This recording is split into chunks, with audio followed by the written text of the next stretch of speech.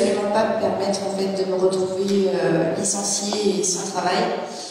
Donc j'ai fait le choix personnel d'attendre le plus possible jusqu'à ce qu'on me rattrape avec un filet pour me dire que l'obligation était malheureusement obligatoire pour moi et que je devais recevoir ces injections pour garder mon emploi. Je l'ai fait, je me suis sacrifiée en pensant être à l'abri et finalement je ne l'ai pas été. J'ai reçu 3 doses Pfizer. Les 2 premières doses ont été des doses très délétères. C'était des doses qui étaient destinées à des EHPAD. J'ai été vaccinée par un médecin d'EHPAD car nous travaillions avant avec un EHPAD et notre officine faisait les piluliers, les livraisons de médicaments et on avait des soins auprès des personnes âgées de cet EHPAD et donc c'est par ce biais-là que nous avons reçu les injections. J'ai été injectée en février et en mars 2021, donc en 21 jours j'ai reçu 2 doses. J'ai été très rapidement touchée par certains effets indésirables. J'ai été touchée tout de suite au niveau des cervicales. J'ai eu 1 mois de collier cervical et de douleurs dorsales. C'était des souffrances que je ne comprenais pas. Et très rapidement, j'ai été touchée au niveau gastro-intestinal. Ça a été très rapide puisque j'ai perdu 22 kilos en 8 mois. Aujourd'hui, je suis à moins 25 kilos. C'est très compliqué, j'ai un impact, j'ai été très touchée au niveau du système gastro-intestinal. Aujourd'hui, je suis atteinte de gastrite aiguë, de syndrome de l'intestin irritable en état sévère. J'ai un SIBO, dysbiose, hyperméabilité intestinale. J'ai une hernie hiatale, voilà, tout est problématique au niveau gastrique et au niveau digestion.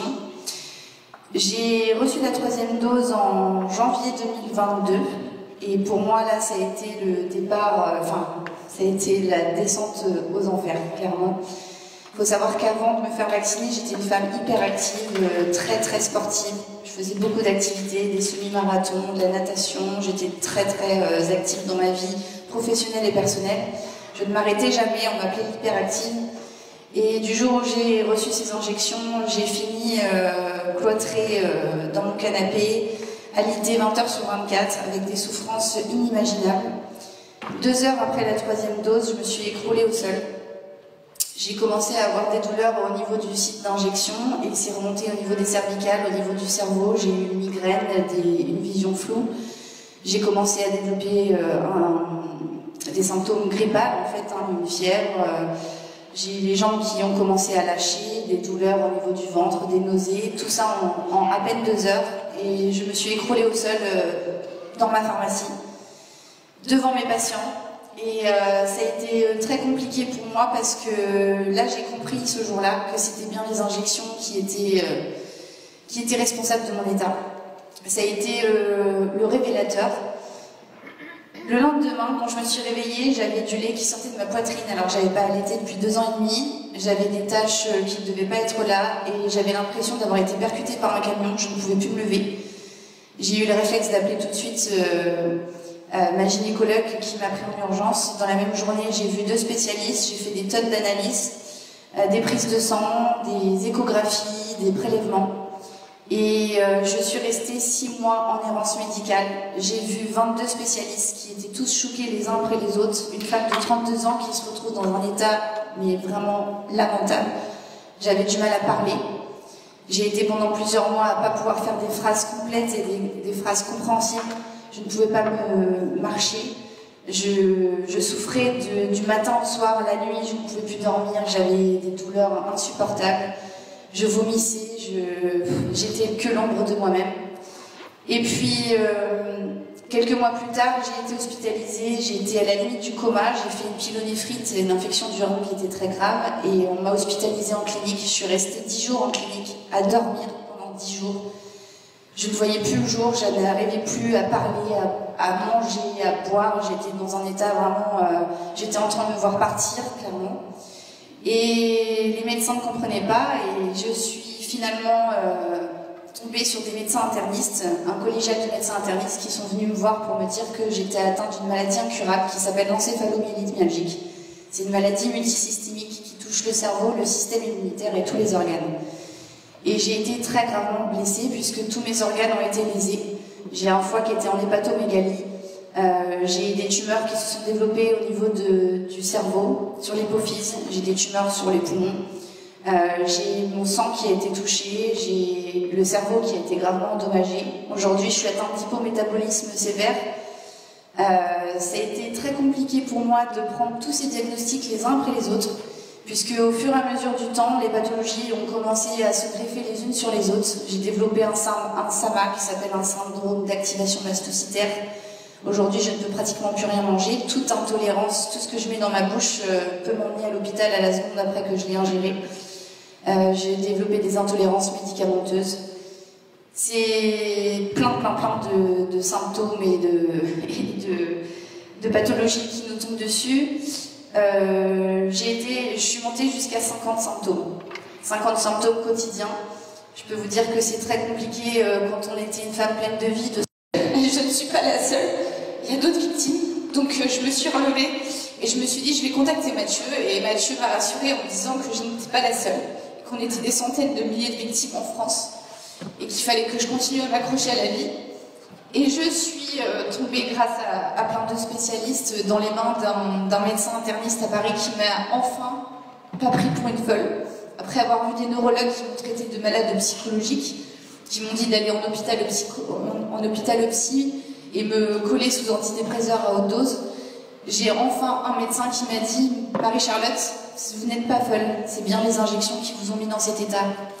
C'est bien le vaccin Covid qui n'en est pas un qui vous a mis dans cet état et je vous crois et je vais vous aider. » Et j'ai voulu être honnête, j'ai voulu qu'il soit honnête totalement avec moi et je lui ai demandé si j'allais mourir de cette pathologie, si j'allais mourir de ça. Et il m'a répondu que clairement, si je ne faisais pas le nécessaire, dans 3 à 5 ans, je ne serais plus là. Je suis sortie en me disant qu'il était hors de question que je parte comme ça.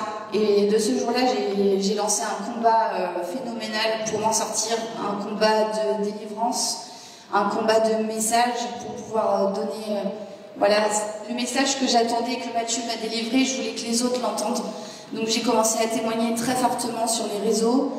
Alors mes premières vidéos ont fait des millions de vues. J'ai été connue, je suis passée à Touche pas mon poste pour pouvoir témoigner. Et plus ça a été, plus ça a pris de l'ampleur. J'ai été mis en relation avec des personnes merveilleuses, des chercheurs, des médecins qui m'ont aidé, des personnes qui m'ont donné la parole. Psychomental sur son propre chemin, sur son propre cœur, ça aide beaucoup aussi dans le chemin de la guérison. Donc ça, c'est un travail que j'ai fait également. Et aujourd'hui, il est clair que j'ai plein de projets. Je ne resterai pas, je ne resterai pas la personne victime des injections. J'ai envie d'aider le plus de personnes parce que moi, j'arrive à avoir obtenu une amélioration et je veux absolument aider toutes ces personnes qui souffrent. Donc là, je me reconvertis professionnellement pour aider avec des soins énergétiques, des thérapies qui puissent aider les victimes. Et j'espère dans quelques temps pouvoir être un élément, voilà, donner l'exemple que même quand on vous dit que vous êtes au beurre de la mort, parce qu'on m'a proposé aussi de m'aider à m'euthanasier tellement j'étais dans un état lamentable. J'ai des médecins qui m'ont dit ça nous fait tellement mal de vous voir souffrir comme ça. Plutôt que de mettre fin à vos jours vous-même, on va vous aider à être accompagné vers l'euthanasie. Et aujourd'hui, je me suis dit, il est hors de question que j'aille vers cette voie-là et que je me sorte vers la lumière. Et j'espère être aujourd'hui un exemple pour toutes ces personnes qui se battent et qui souffrent. On peut survivre. On peut s'en sortir. On peut s'en sortir.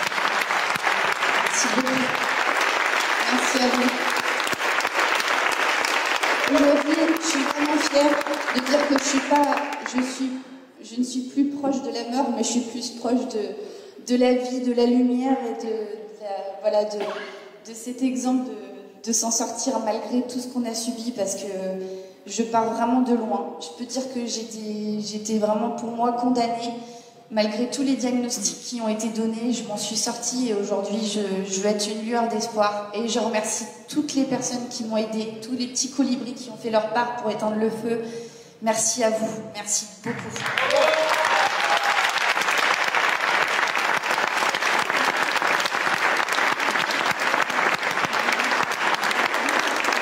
Merci beaucoup, Marie-Charlotte, pour cette bonne continuation. Une belle chose. Merci à vous tous et tous, et merci pour votre soutien, c'est important.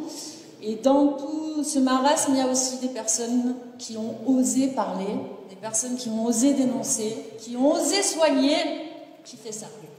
J'aimerais bien qu'on accueille Francesca Elsner, Benoît Ox, Jean-Marc Sabatier, pour une table ronde. Merci.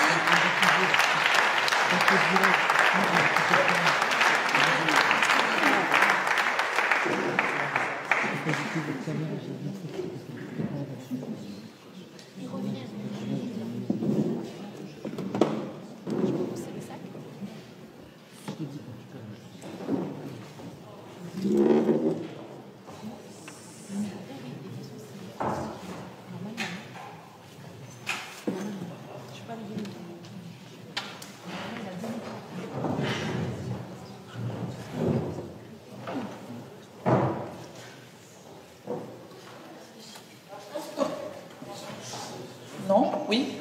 Je pense qu'on peut les applaudir encore très fort.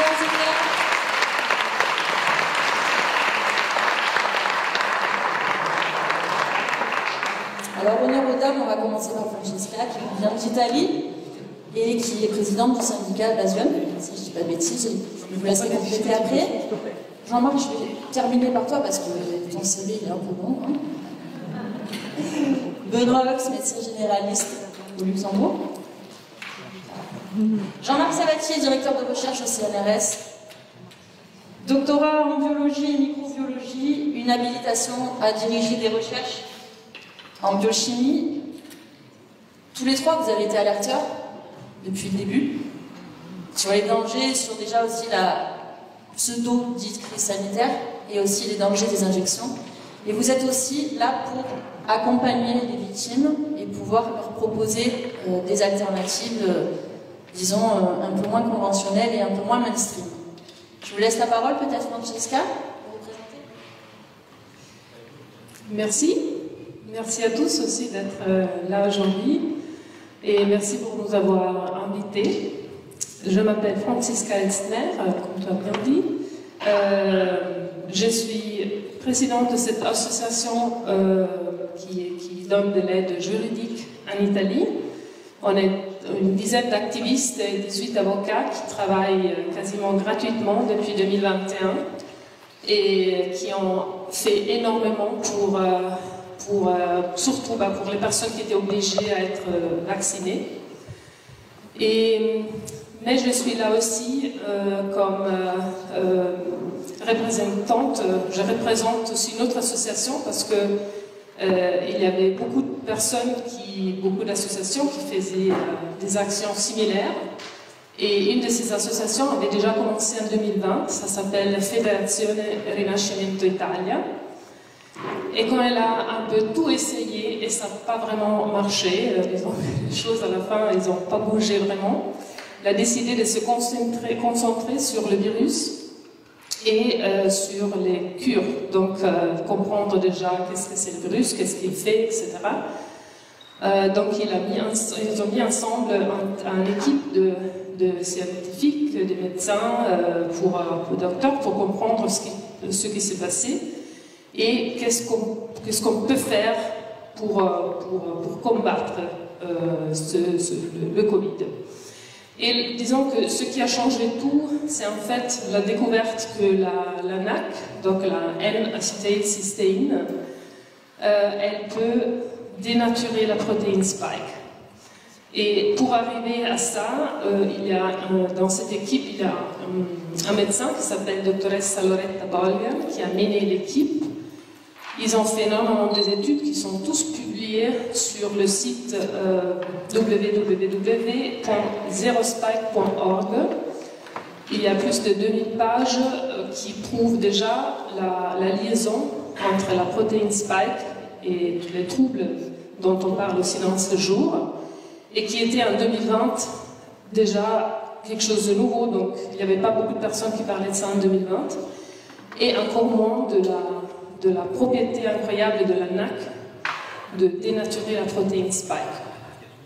Et alors, donc, tout ça a changé depuis ce moment-là. En fait, on a énormément de matériel publié sur les sites, mais j'ai aussi énormément de matériel avec moi aujourd'hui. Je l'ai déjà montré dans quelques interviews. Ils ont fait vraiment une énorme recherche sur ce sujet. Et aussi une énorme recherche sur ce qui fait la NAC, en fait. Donc, ce qui est incroyable, c'est que ce qui arrive à faire la NAC, c'est qu'elle arrive à... alors, il faut comprendre que la protéine spike, c'est lié au récepteur AC2 comme une clé dans une serrure. Donc, c'est comme ça qu'elle arrive à pénétrer dans les cellules.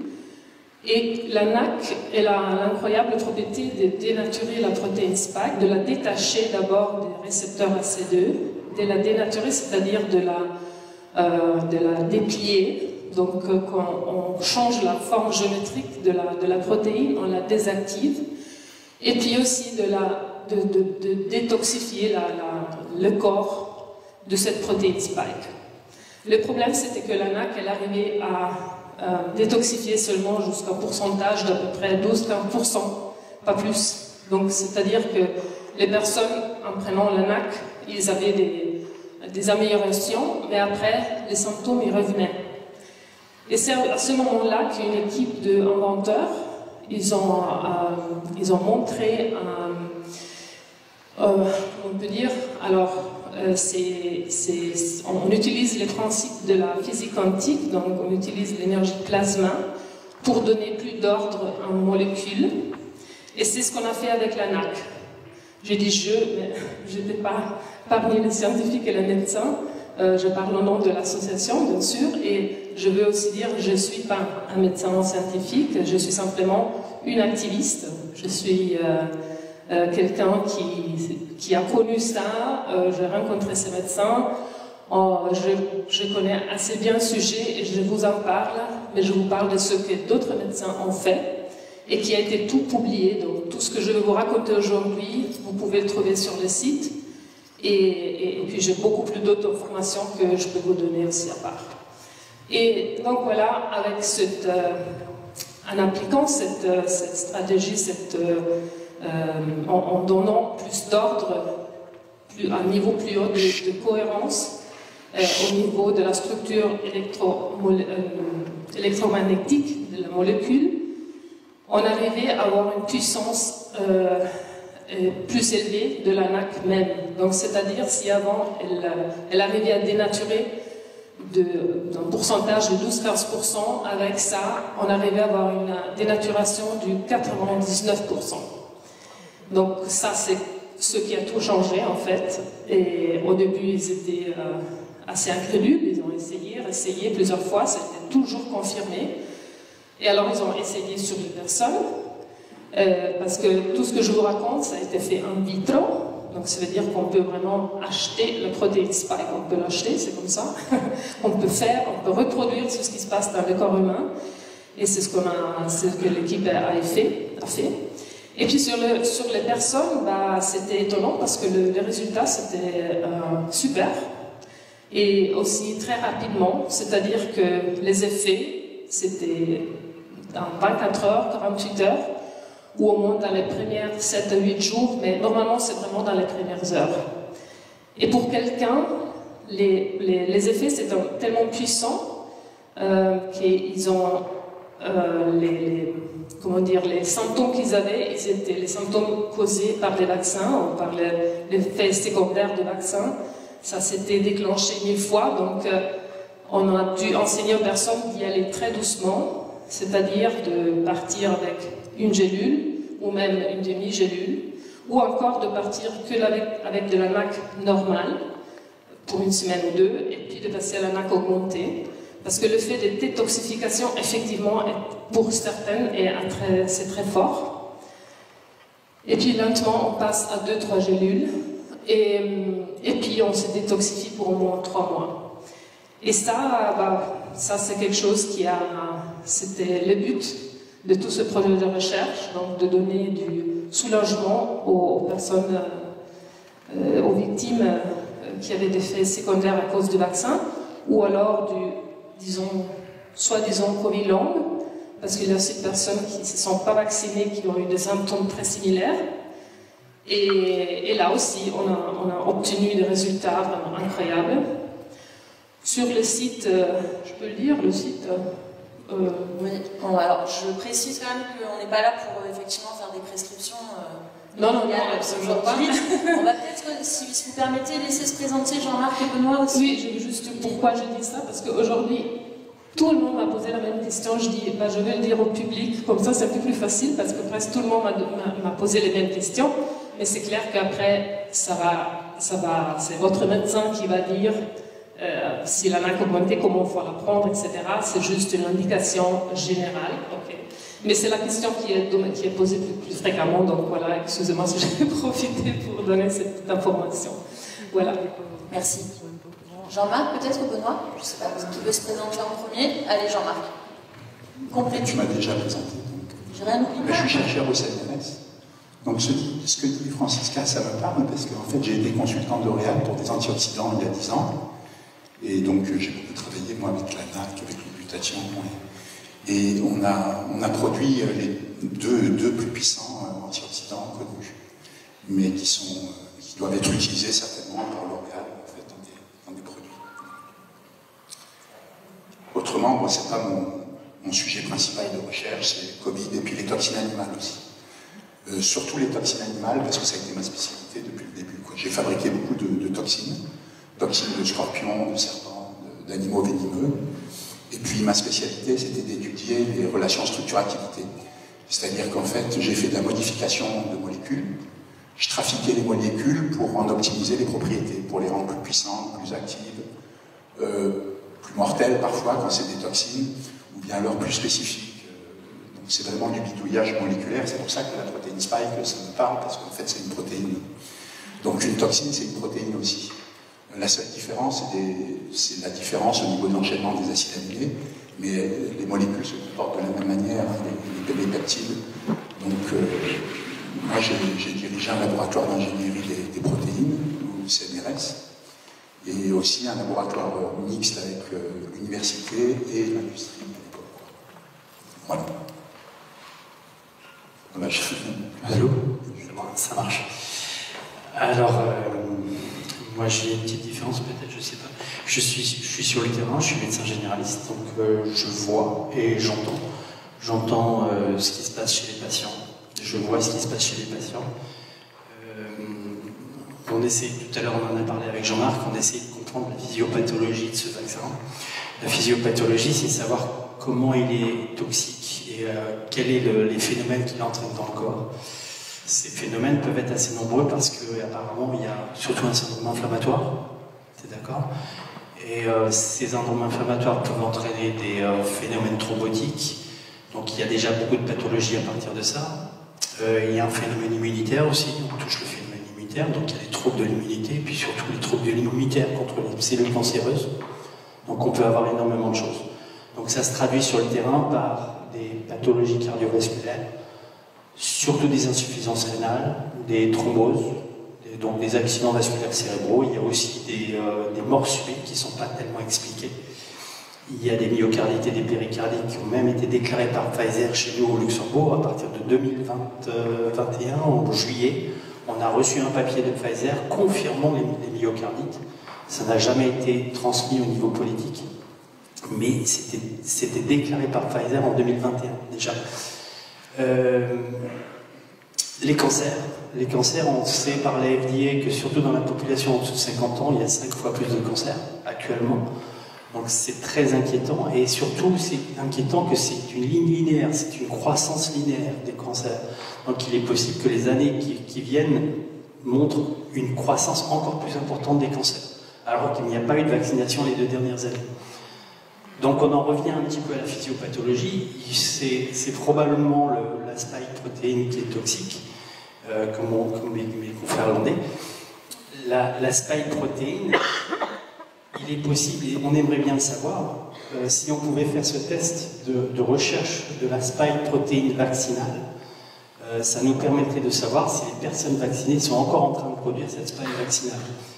Et apparemment, ça a été démontré par Maculo aux États-Unis, mais on aimerait avoir un test qui soit beaucoup plus général, de façon à savoir quel est le pourcentage de la population qui a été vaccinée qui produit cette spike vaccinale. Et si on savait les personnes qui produisaient cette spike, on pourrait intervenir et peut-être faire des analyses de sang, ou faire des analyses de sang qui soient bien spécifiques, qui nous permettent de voir quelles sont les personnes qui sont en danger avec cette spike vaccinale. Alors, une des études que j'avais faites, moi, en 2021, c'est de systématiquement voir toutes les personnes qui ont été vaccinées et leur proposer de faire une analyse de sang. Et à l'époque, on avait vu les dédimères. Beaucoup de personnes ont reçu se rappellent des dédimères, mais peu de personnes se rappellent du syndrome inflammatoire, de la CRP. Et la CRP est quelque chose de très très important. Ça démontre un syndrome inflammatoire dans le corps. Et ce syndrome inflammatoire, normalement, est en rapport avec une infection bactérienne, un syndrome infectieux, ou un syndrome rhumatismal. Mais là, on ne trouvait rien du tout. Et on ne trouve toujours rien. Et on trouve encore des personnes actuellement vaccinées qui se retrouvent avec des dédimères élevés, mais surtout ce syndrome inflammatoire qui est inexpliqué. On ne trouve pas de syndrome infectieux, on ne trouve rien. Donc c'est probablement en rapport avec la toxine vaccinale, la spike. Et probablement, parce que si on suivait ce syndrome inflammatoire chez les personnes vaccinées, on arriverait peut-être à savoir quelles sont les personnes à cibler pour des traitements. Alors les traitements, après, il y a les traitements avec l'ANAC, il y a la nattokinase, il y a l'ivermectine qui serait aussi efficace. On ne sait pas exactement, il y a des résultats, ça c'est sûr, mais je crois qu'on a encore beaucoup de progrès à faire et on a encore beaucoup de choses à faire. Mais toujours est-il que lorsqu'on a des syndromes inflammatoires, essayer de calmer ce syndrome inflammatoire, lorsqu'on a des phénomènes thrombotiques, il faut mettre des anticoagulants et on peut peut-être sauver des personnes avec ça. Pour l'instant, je pense qu'on est encore dans la recherche, on a encore beaucoup de choses à découvrir, mais on fait tout notre possible pour essayer d'aider les gens. Je veux être optimiste, mais d'un autre côté, j'ai quand même peur qu'on ait des mauvais résultats qui arrivent dans les prochaines années à cause surtout des cancers. On va voir. Pour les thromboses, c'est quand même bien décrit, on a pas mal de données dessus. On sait par exemple que les personnes qui ont un Covid sévère ont une déficience d'une enzyme qui s'appelle ADAMTS13, et c'est une enzyme normalement qui coupe des polymères justement d'un facteur qui s'appelle de coagulation qui s'appelle le facteur de von Willebrand. En fait, c'est un facteur qui fait 2050 résidus d'acide aminé. Il est produit à 70% par des cellules endothéliales et puis 30% par des plaquettes sanguines, notamment des mégakaryocytes, qui sont les précurseurs des plaquettes sanguines. Et c'est une molécule qui a plusieurs sites. Il y a un site de fixation à un facteur qui s'appelle le facteur 8. Ce facteur 8, il sert de cofacteur au facteur 9. Le facteur 9 active le facteur 10. Le facteur 10 transforme la prothrombine en thrombine. Et donc, la thrombine, elle polymérise le fibrinogène pour donner la fibrine qui s'associe aux plaquettes sanguines et qui forme les caillots sanguins. Et ce qui se passe, c'est que ce facteur de von Willebrand, normalement, il s'associe en dimère et après il polymérise. Et normalement, l'enzyme qu'on a, qui s'appelle ADAMTS13, coupe ces polymères, et donc ça fait une hémostase, une coagulation normale. Et là, ce qui se passe justement quand on a des problèmes de Covid long, c'est que cette enzyme n'est pas fonctionnelle. Et du coup, les polymères, justement, de facteurs de von Willebrand sont là, et comme ils ne sont pas coupés, ça fait des caillots sanguins un peu partout dans le corps. Parce que sur ce facteur de von Willebrand, donc, vous avez le site de fixation du facteur 8. À côté de ça, vous avez un site de fixation de collagène. À côté, vous avez un site de fixation à un récepteur qui s'appelle GP1B qu'on trouve sur les plaquettes sanguines.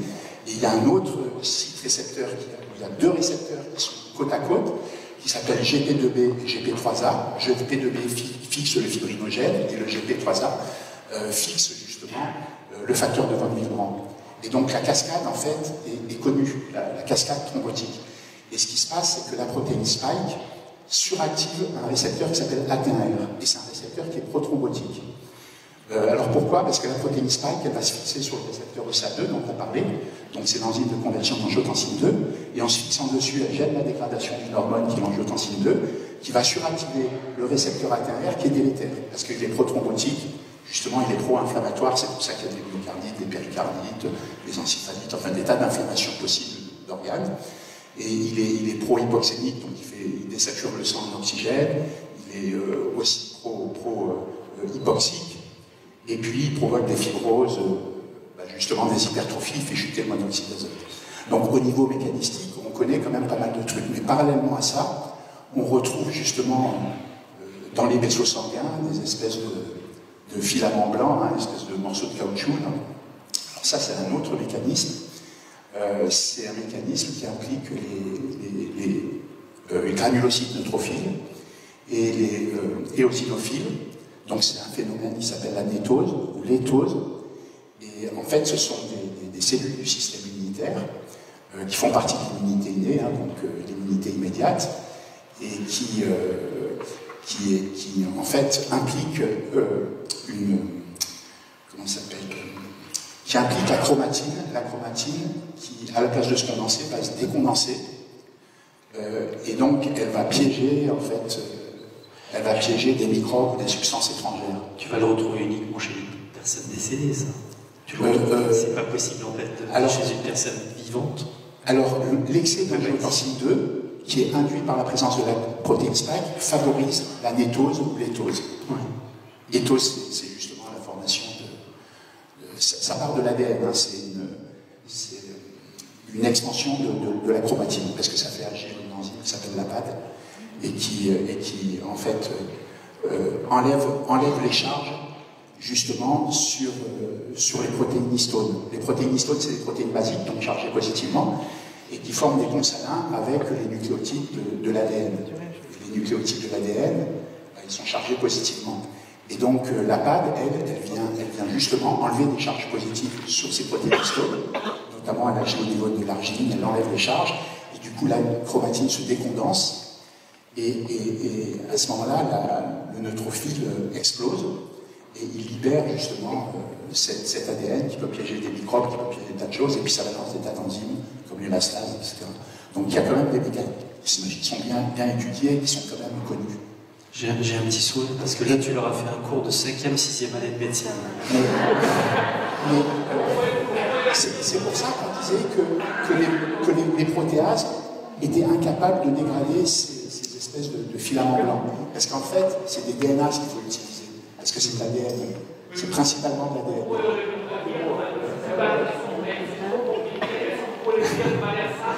Alors, de manière simple, ça veut dire que ça bouche les vaisseaux sanguins.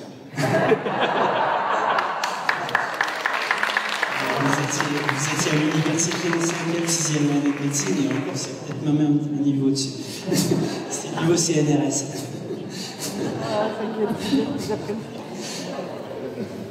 Si je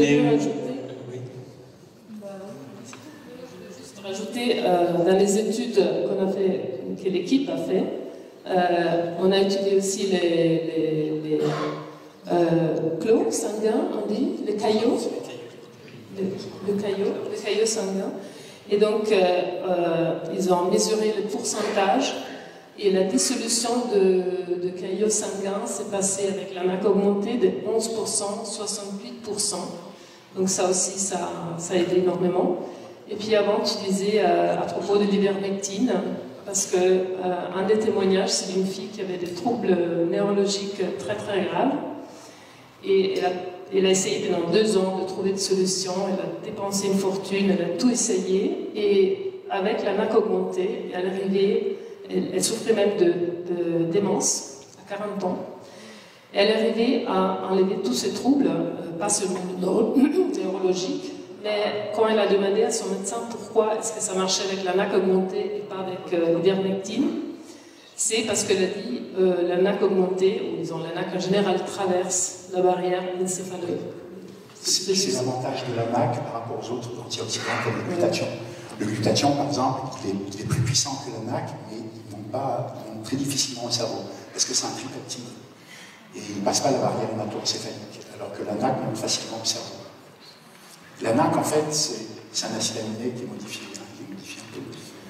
NAC, c'est N-acétylcystéine, donc il y a un point acétyl sur l'extrémité d'un acide aminé. Et cet acide aminé se retrouve aussi dans le glutathion en position 2. Jean-Marc, on a fait plusieurs émissions ensemble et tu me parlais aussi de compléter avec du zinc, plein d'autres choses aussi. Oui. Magnésium.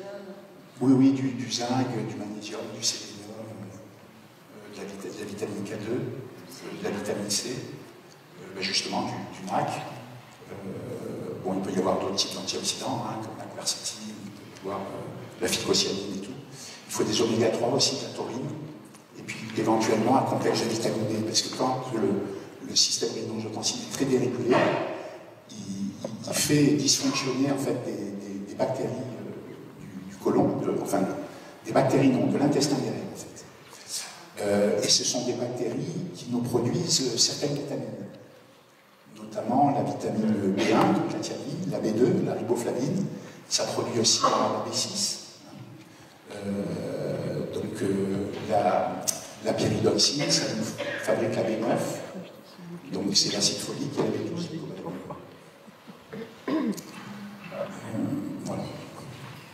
Mais ce que fait la NAC, quand tu dis que ça dégrade la spike, en fait, ça réduit la spike, parce que la NAC, c'est un antioxydant.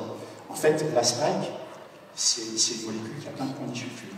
Donc, les condisulfures, ce sont des liens covalents qui peuvent se faire entre deux acides aminés. C'est-à-dire qu'on a un collier de perles. Bon. En fait, la protéine spike, c'est un collier de 1273 perles. Et il y a 20 types de perles différentes. Et il y a un type de perle parmi ces 20 perles, c'est justement la cystéine. La NAC, c'est de la cystéine qui a été un peu modifiée. Et normalement, ces deux perles peuvent s'associer. Elles peuvent s'associer de façon covalente pour donner une certaine rigidité à la molécule. Et en fait, le vrai terme, c'est la réduction. Parce que quand tu déstructures la protéine spike, c'est-à-dire que tu lui fais perdre sa structure tridimensionnelle, mais par contre, les ponts restent. C'est-à-dire que ces liens qui peuvent rattacher en fait, deux parties différentes de la chaîne entre eux, ils restent. Et là, il faut un réducteur pour pouvoir réduire les ponts. Et c'est ce que fait la NAC. Donc si je traduis un petit peu, ça alors, réduit effectivement, mais ça n'élimine pas complètement. C'est-à-dire, pour traduire, la protéine spike, elle est délétère parce qu'elle a une certaine forme dans l'espace. C'est-à-dire que si on lui fait perdre sa forme, elle devrait ne pas être délétère. Bon, je dirais devrait, parce qu'en fait, c'est pas vraiment vrai, parce qu'il y a des domaines, des enchaînements de perles qui font qu'il est délétère. Par exemple, le domaine RGD, il est délétère. Le sulfurine, PRRAR, c'est aussi un site délétère, mais ça peut faire une affinité de la protéine spike du virus pour justement les cellules humaines. Mais c'est la forme dans l'espace qui va conférer normalement la toxicité, la grande toxicité de la protéine spike. Et quand on lui fait perdre cette forme dans l'espace, ça peut devenir inactif. C'est pareil qu'une toxine de scorpion. Moi, par exemple, j'ai fabriqué une toxine de scorpion, qui est la toxine 2 du scorpion, Androtonus ostreisector, c'est le tueur d'hommes. Et en fait, c'est la toxine la plus puissante connue. Et elle est capable donc de tuer, avec 1 milligramme, on tue 1 million de souris ou 400 personnes. Donc c'est pour vous donner une idée de l'activité. Et bien, cette molécule-là, si on la réduit, elle est complètement inactive. On peut en injecter des quantités énormes, il ne se passe rien. Par contre, si on laisse justement la protéine se réoxyder, c'est-à-dire reformer cette condisulfure et retrouver sa structure dans l'espace, à ce moment-là, elle devient extrêmement toxique. Et justement, ça, c'est la différence. Parce que la NAC, elle fait justement ça. Elle arrive à changer la forme géométrique de la protéine, mais pas assez. Donc après, elle se replie, donc elle reprend sa forme. Par contre, la NAC augmentée, apparemment, ça fait un peu plus que ça. Et on ne sait pas, c'est clair, dans le futur, qu'est-ce qui va arriver. On peut dire pour maintenant qu'on a trouvé un outil pour mesurer combien de spikes le corps élimine. Donc on a mis à point un urine spike test, donc un test urinaire, qui mesure la quantité de protéines spike qui a été métabolisée par le foie et éliminée, fragmentée.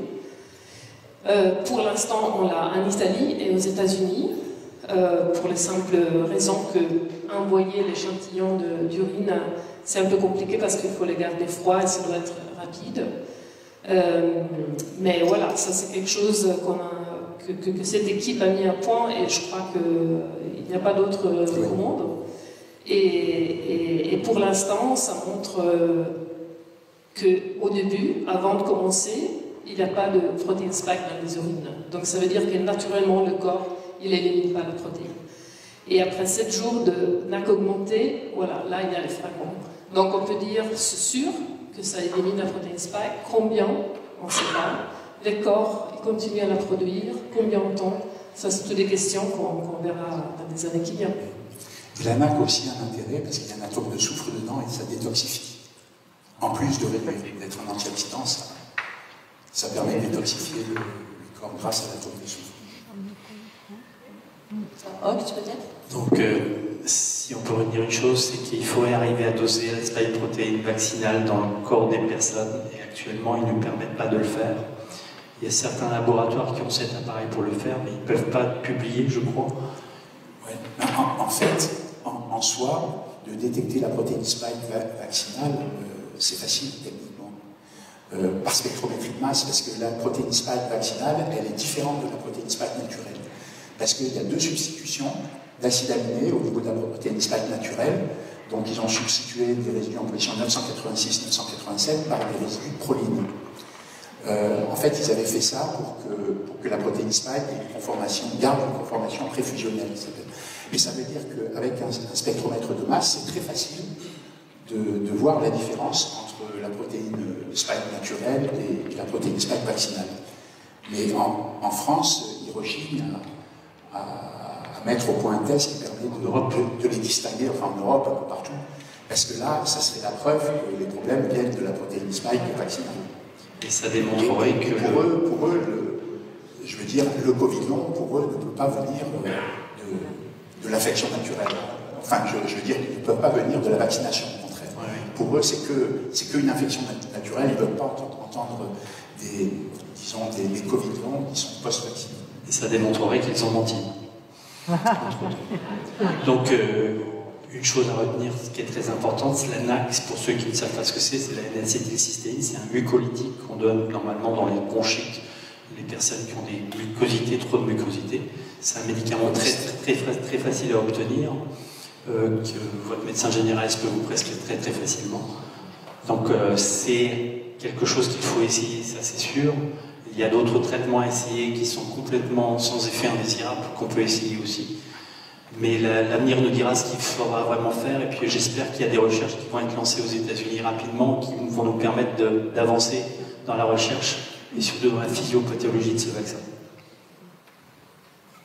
Oui, je tiens à rajouter que justement les analyses qu'ils ont fait, c'est avec la spectrométrie des masses.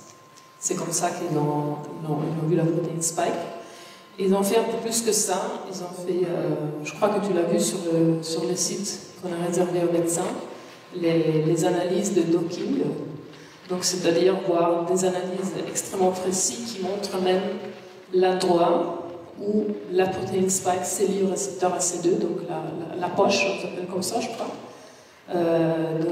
Voilà, ça c'est quelque chose qu'ils ont fait, qu'ils ont mis à disposition de tous les médecins. Donc il y a énormément de matériel à disposition pour tout le monde. Il y a des équipes dans le monde entier.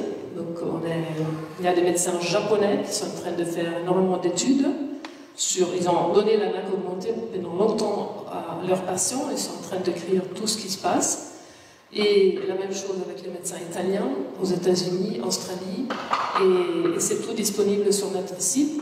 Il y a certaines choses qu'on garde que pour les médecins, parce que c'est juste que c'est écrit... Ah, d'ailleurs, je veux dire, les 2000 pages qu'on a publiées, que je vous disais avant, c'est écrit avec des termes normaux, que tout le monde peut comprendre. Mais je voudrais remercier Jean-Marc pour ses commentaires. De toute façon, voilà, il y a énormément de choses qu'on est en train de faire avec ces NAC augmentés et de découvrir, parce que tout ce qu'on découvre sur la protéine spike, ce sont des choses que normalement on aurait dû découvrir différemment avec la recherche financée par l'État. Et en fait, on est en train de le découvrir de cette façon. Et ce que j'espère, c'est que, surtout dans cette salle, qu'il y aura des médecins français qui vont le tester sur leurs patients pour faire de nouvelles études aussi en France. Et que donc la prochaine fois qu'on va se voir, bientôt, qu'il y aura un médecin français à vous expliquer ce que je vous ai expliqué aujourd'hui. Voilà. Merci.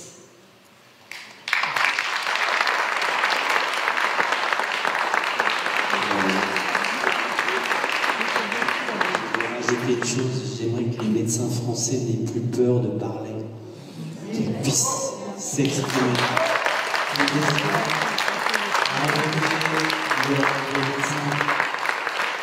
Il est possible de gagner contre l'ordre des médecins. Et il faut s'exprimer, dire qu'on n'est pas d'accord avec leur politique de santé, et dire qu'il y a des effets indésirables, et le clamer partout. Donc, tous, s'il y a des médecins ici qui sont dans la salle, montrez-vous, parlez, n'ayez pas peur.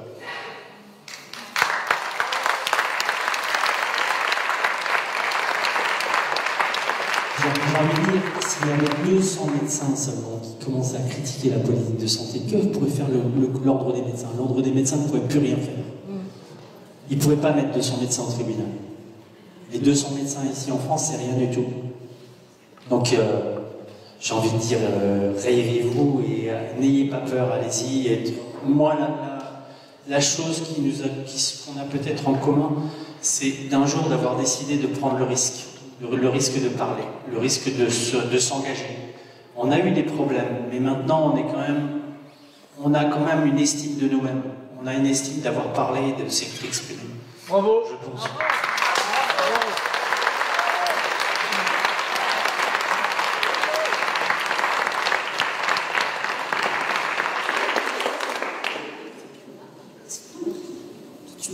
Je ne sais pas si tu voulais rajouter quelque chose, peut-être sur l'ARN messager aussi, qui est quand même un sujet.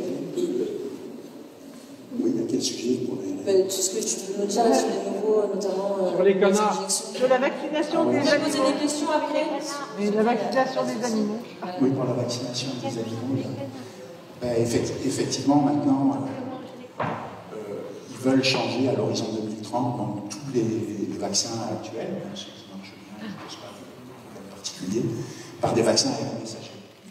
Donc ARN messagers conventionnels, d'autres auto-amplifiants, des transamplifiants, et puis ils développent aussi des points quantiques de graphène. Alors, en gros, pour résumer, bon, je vais essayer de ne pas trop rentrer dans les détails, mais disons, pour résumer, un ARN messager, c'est une information génétique. Et bon, comme je disais, les vaccins traditionnels que tout le monde connaît, ce sont des microbes inactivés, par exemple des virus inactivés, ça va être des virus ou des microbes atténués, ça va être des vaccins à vecteurs viraux, ça va être des vaccins recombinants où on va exprimer juste la protéine antigénique, et puis depuis 2019, on a des vaccins ARN messagers, donc Comirnaty pour le Pfizer BioNTech et Spikevax pour le Moderna. Alors l'idée est différente, c'est en fait de produire de façon synthétique un ARN messager qui va coder pour la protéine antigénique.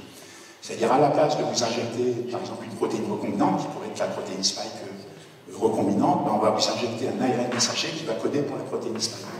Et cet ARN messager donc, va être encapsulé dans des nanoparticules lipidiques, il va être... l'ensemble va pénétrer, disons, dans la cellule, et dans la cellule, il y a une machinerie cellulaire qui s'appelle les ribosomes, qui va en fait traduire l'ARN messager en protéine Spike, et donc qui va produire l'antigène. Alors c'est une approche qui ne va pas du tout, elle n'aurait jamais dû être utilisée pour les vaccins, parce qu'elle ne fait pas du tout l'affaire, parce qu'on ne maîtrise rien dessus. Ce qu'il faut savoir, c'est que déjà, ces ARN messagers, ils sont hyper inflammatoires, et donc on les protège justement avec ces nanoparticules lipidiques pour qu'ils soient moins visibles du système immunitaire, pour qu'ils créent moins d'inflammation. Et puis ces nanoparticules lipidiques, elles servent aussi à vectoriser donc, cet ARN messager dans la cellule. Donc ces nanoparticules lipidiques classiques, celles qui sont utilisées dans les vaccins Spikevax, Comirnaty, c'est des phospholipides, c'est du cholestérol, c'est des phospholipides, c'est des lipides pégylés et des lipides cationiques. Cationiques, ça veut dire qu'ils sont très basiques, ils ont plein de charges positives. Et eux vont permettre de neutraliser l'acidité en fait d'un ARN messager.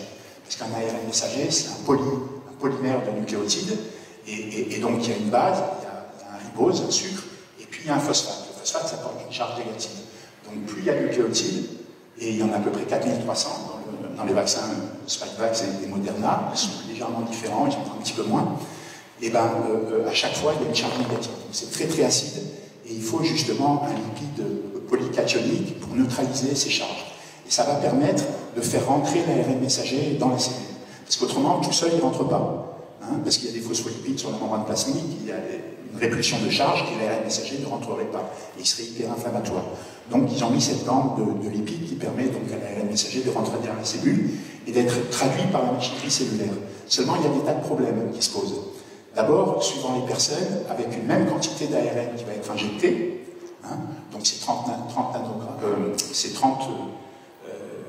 microgrammes pour le Comirnaty de Pfizer-BioNTech, c'est 100 microgrammes justement pour le Spikevax de Moderna. Ça correspond à des quantités faramineuses d'ARN messager. Le Comirnaty avec 30 microgrammes, ça fait 14 000 milliards de molécules d'ARN, et le Spikevax, ça fait 47 000 milliards de molécules d'ARN. Donc vous voyez les doses qu'elles ont. Donc c'est injecté, et le problème, c'est qu'avec une même dose, c'est-à-dire si on injecte la même dose d'ARN messager à 2 personnes, elles ne vont pas produire la même quantité de protéines spike.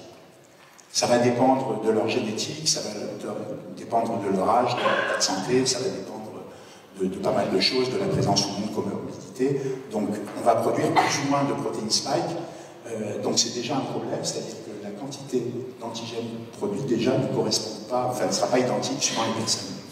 Après, il y a un autre problème, c'est qu'on ne va pas maîtriser la dégradation de ces ARN messagers. On ne connaît pas le catabolisme, la dégradation des ARN messagers. On a entendu partout que ces ARN messagers étaient détruits tout de suite. En fait, c'est complètement faux, parce qu'ils ont été entièrement trafiqués. Ils ont été entièrement trafiqués, et on sait que ces ARN messagers peuvent vivre sur des mois, parce qu'on les détecte des mois après l'injection.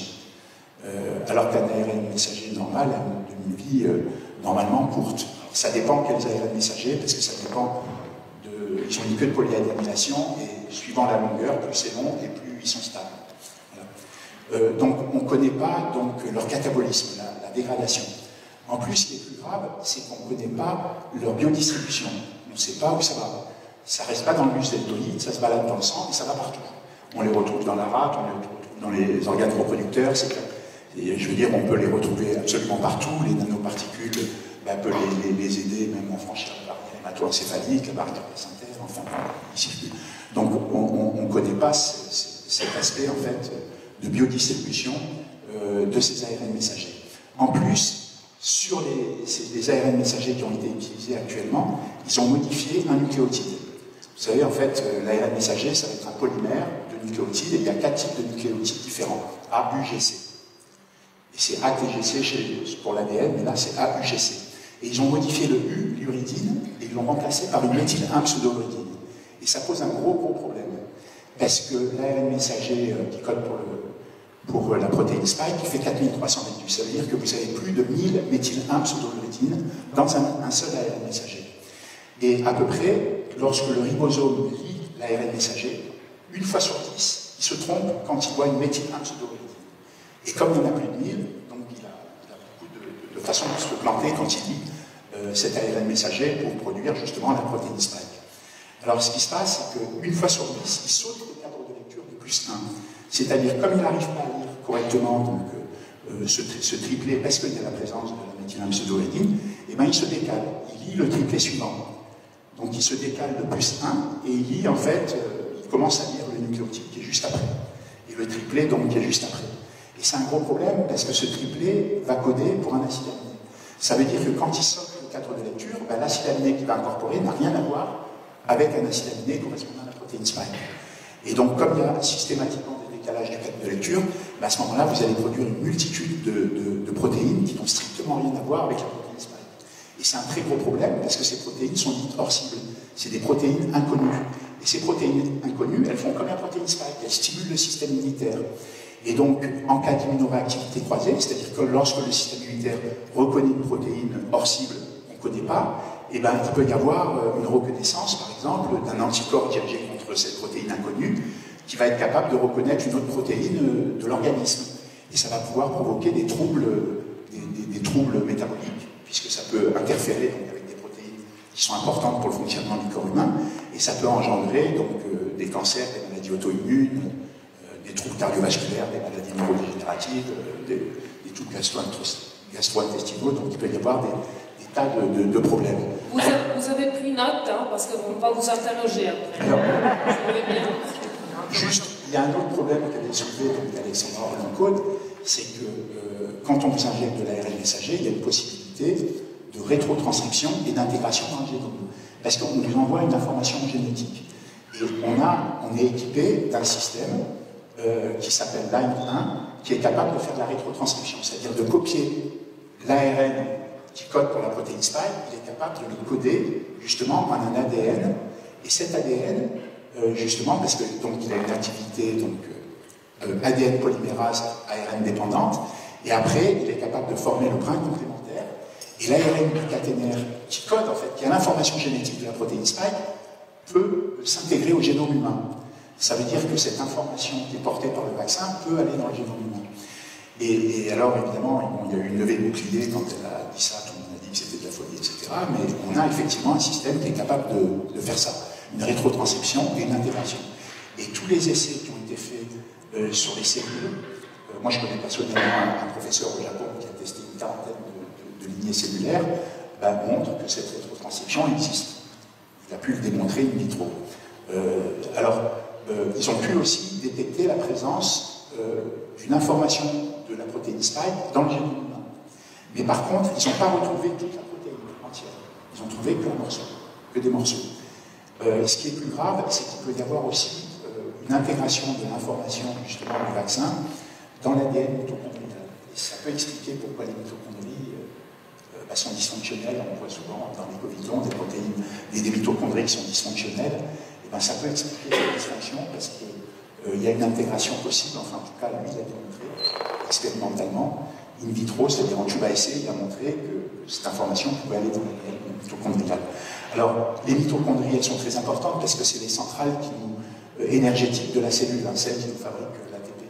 Donc l'adénosine-triphosphate, qui est une forme de stockage chimique d'énergie. Alors, le dérèglement du système rénine-angiotensine, qui va être induit par la protéine spike, suractive un récepteur ATR, qui lui active une NADPH oxydase, qui s'appelle NOx, et qui libère des particules réactives de l'oxygène.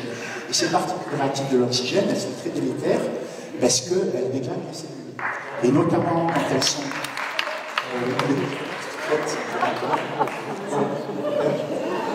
en fait, elles déglinguent les cellules, mais quand il y en a, je vais faire un peu juste quand elles sont produites vraiment en grosse quantité, à ce moment-là, au niveau des mitochondries, il y a un canal qui est un canal potentiel à télésensible qui s'ouvre, qui fait rentrer le potassium dans la cellule.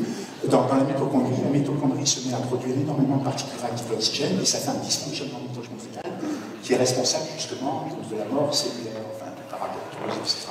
Alors, pour en revenir à l'ARN messager, vous voyez qu'il est délétère, parce qu'on ne contrôle pas donc, la quantité d'antigènes produite, on ne contrôle pas sa biodistribution, les nanoparticules lipidiques qui sont utilisées avec, elles sont aussi toxiques, parce qu'elles sont captées par des tas d'organes. La présence de la méthine 1 pseudouridine, elle est problématique parce qu'elle nous fait produire des tas de protéines inconnues qui vont également stimuler le système immunitaire. Et puis il y a cette possibilité d'intégration aussi dans le génome humain, qui est de plus en plus probable. C'est-à-dire que ça n'a jamais été démontré formellement, mais toutes les expérimentations donc, in vitro montrent que c'est possible. Voilà. Alors là, ce qui est grave, c'est que malgré tout ça, on pousse évidemment à la mise sur le marché de nouveaux vaccins à ARN messager. Je parle de vaccins, mais tout le monde a bien compris que ce ne sont pas des vaccins. Donc là, c'est problématique, parce qu'ils sont très délétères. Donc ce qu'ils regardent, c'est la production d'anticorps neutralisants, en disant, oui, quand on injecte, on obtient des anticorps neutralisants contre la protéine spike.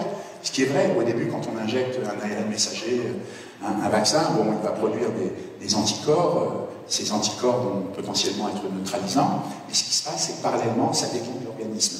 Pourquoi? C'est parce que ça dérègle le système rénine-angiotensine et c'est le système maître du corps humain qui contrôle toutes nos cellules. Nos cellules fonctionnent grâce au système rénine-angiotensine. Ce système contrôle toutes les fonctions autonomes, rénales, pulmonaires, cardiovasculaires, ça contrôle l'immunité, et puis ça contrôle aussi tous les microbiotes. Intestinal, vaginal, buccal, cutané, pulmonaire, c'est vraiment l'usine à gaz. Et ce qui se passe, c'est que là, ils développent justement en priorité des vaccins qu'on appelle ARN messager auto-amplifiants. Et là, c'est la catastrophe parce que l'EMA a enregistré mi-février un vaccin ARN messager auto-amplifiant contre la Covid. Il s'appelle le COSTED, c'est celui qui avait été enregistré en 2023 au Japon. Et c'est un auto-amplifiant. Donc c'est vraiment très, très problématique. Parce que dans ces ARN messagers, ce qu'ils ont fait, c'est qu'ils ont rajouté dans un certain domaine en fait, des ARN messagers, c'est entre un domaine qui s'appelle 5' UTR et un domaine qui s'appelle ORF, ils ont rajouté une information génétique qui va coder pour un complexe réplicase qui provient d'un virus. Ça va être soit un flavivirus, soit un alphavirus. Généralement, j'utilise un alphavirus. C'est un virus qui s'appelle le virus de l'encéphalite équine vénézuélienne. Au passage, il peut provoquer des encéphalites chez l'homme, donc des inflammations de l'encéphale. Donc c'est grave. Et en fait, ce complexe réplicase, c'est un ensemble de 4 protéines qui est utilisé, MSP1, MSP4, et ce sont des protéines qui agissent de concert. Et ça forme un complexe enzymatique fonctionnel. Alors ça veut dire quoi?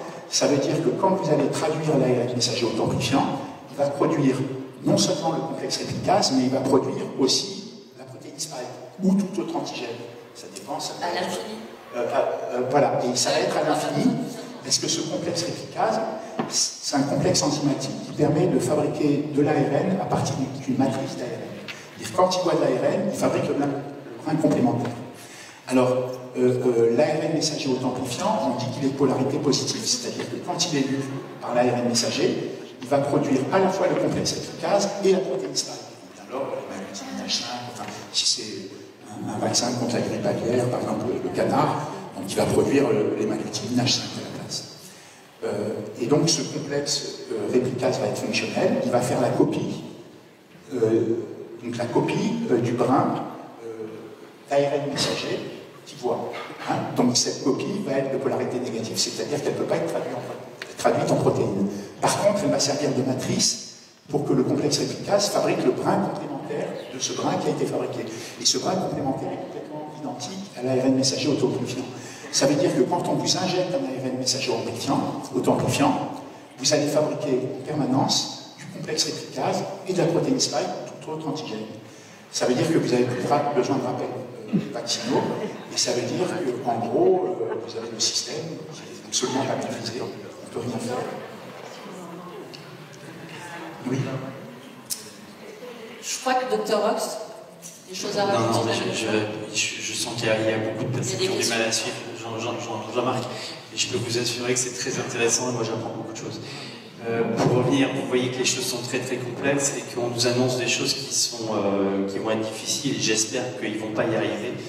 Il y a quand même, ce qui est encourageant, c'est que Kennedy quand même nous a déjà rassuré pour tout le travail qu'il avait avec Health Children Defense contre la vaccination, contre les vaccinations et surtout sur les études sur la sécurité et l'efficacité des vaccins. Et il a quand même démontré déjà que certains vaccins étaient plus dangereux que les virus eux-mêmes. Donc on espère qu'aux États-Unis, ils vont lancer des études, ils ont déjà lancé des financements pour regarder les sécurités et l'efficacité des vaccins et qu'on va arriver à des conclusions qui nous permettront d'arrêter certains vaccins. Et j'espère que l'avenir proche, c'est-à-dire dans les 3, 4, 5 ans, nous permettra d'éliminer certains vaccins ou d'arrêter certaines activités vaccinales qui sont pas efficaces et qui sont dangereuses. Donc là, on peut être optimiste de ce côté-là. Malheureusement, là pour l'instant, je reviens quand même, on a énormément de cancers et sur le plan de la médecine générale, on voit énormément de cancers. J'espère que ça va se diminuer, j'espère que ça va s'arrêter. Mais pour l'instant, on est un petit peu démunis et on ne sait pas comment faire pour aider les gens parce que les cancers multiples, les cancers, les turbo-cancers, on en voit actuellement. Et on n'avait pas l'habitude de les voir avant. Alors il y a un protocole pour ça. Enfin, ouais. Il y a un protocole qui est beaucoup décrit par quelqu'un qui s'appelle Makis, un oncologue canadien d'ailleurs qui s'est fait virer, là, qui est du médecin là, par l'ordre Marik. Alors il y a Marik, il y a Makis et il y a Bagli. C'est deux oncologues qui travaillent avec quelqu'un qui s'appelle Pierre Martinez et ils ont développé un protocole qui apparemment marche fort contre le cancer. Alors c'est un protocole qui inclut de la vitamine D, qui inclut de l'ivermectine, et soit du fenbendazole, soit du mebendazole. Alors c'est simple dans le protocole, on mesure le taux de vitamine D, s'il est à 30 nanogrammes de calciol par ml, s'il est inférieur à 30 nanogrammes de calciol par ml, il donne 50 000 de vitamine D par jour. Si la personne a un taux de calciol par ml qui est supérieur à 30 nanogrammes, il donne 25 000 UI de vitamine D par jour. Et après, la quantité de fenbendazole, mébendazole et de l'ivermectine va dépendre de la gravité du cancer. Si c'est 1,4 g, à ce moment-là, on va quadrupler les doses. Le problème, généralement, pour l'ivermectine, c'est 1 mg kilo. Et il monte jusqu'à 1,2 mg kilo. Pour le mébendazole, fenbendazole, ce sont des comprimés qui font 222 mg. Et généralement, on peut monter jusqu'à 1 g, c'est-à-dire 4 comprimés. Alors, ce qui est intéressant, c'est que vous avez vu que l'ivermectine, c'est un antiparasitaire, c'est un anti-helminthique. Le fenbendazole, c'est la même chose, c'est un anti-helminthique. Et donc, c'est un peu bizarre d'utiliser contre le cancer, en fait, justement, 2 anti-helminthiques. Mais ils n'ont pas le même mode d'action. L'ivermectine, normalement, c'est actif chez les invertébrés parce que c'est un inhibiteur d'un canal chlore-glutamate sensible. Mais c'est aussi un inhibiteur du SRA et c'est un inhibiteur d'une alpha-bêta-importine qui trie les molécules qui ont le droit de rentrer dans le noyau cellulaire. Le fenbendazole et le mébendazole, ils n'ont pas le même mode d'action. Ce sont aussi des anti-helminthiques, mais le mode d'action est différent. Ce sont en fait des inhibiteurs de la formation de microtubulines qui est nécessaire pour que le parasite puisse se multiplier. Ça empêche les parasites de se multiplier. Et apparemment, ils arrivent à avoir des rémissions sur des cancers de stade 4, même sur des métastases et tout. Alors, j'ai une petite idée sur pourquoi des antiparasitaires sont actifs sur le cancer. Parce que les parasites, ils induisent, quand on est infecté par un parasite, on induit une réponse immunitaire de type TH2. Ça s'appelle les TH2, c'est les TLPR, c'est les lymphocytes auxiliaires de type 2. Et j'ai vu que justement, c'est le cancer, c'est-à-dire que les parasites, donc ils favorisent cette réponse TH2. Et la réponse TH2 est favorable au développement du cancer. C'est-à-dire qu'il est favorable au processus tumoral. Ça veut dire que quand on utilise des anti-helminthiques, des antiparasitaires, et finalement, on fait shifter la réponse TH2 vers une réponse TH1 qui va être défavorable à la prolifération justement des cellules.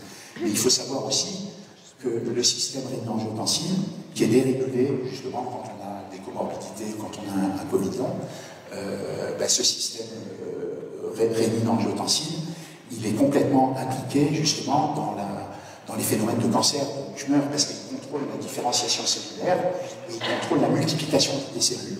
C'est-à-dire que quand il est dérégulé, et à ce moment-là, les cellules peuvent avoir une multiplication anarchique, puisqu'il n'y a plus d'inhibition de contact. Donc ça favorise le développement de tumeurs. Sur le terrain, les cancers, on essaye de traiter actuellement, donc on est quand même quelques médecins. Moi ici au Luxembourg, on est pas mal de médecins à essayer de traiter avec justement l'ivermectine, le fenbendazole, avec la vitamine C aussi, la vitamine D, on fait aussi du bleu de méthylène, on fait le PAOV, des produits belges aussi, je ne sais pas si vous connaissez. On essaye pas mal de thérapies. Bon, maintenant, c'est pas toujours facile à avoir, l'ivermectine coûte assez cher et c'est difficile à trouver. Donc il faut avoir des réseaux et si certaines personnes arrivent à avoir de l'ivermectine, qu'ils arrivent à s'en procurer pour la procurer à des personnes qui en auraient peut-être besoin.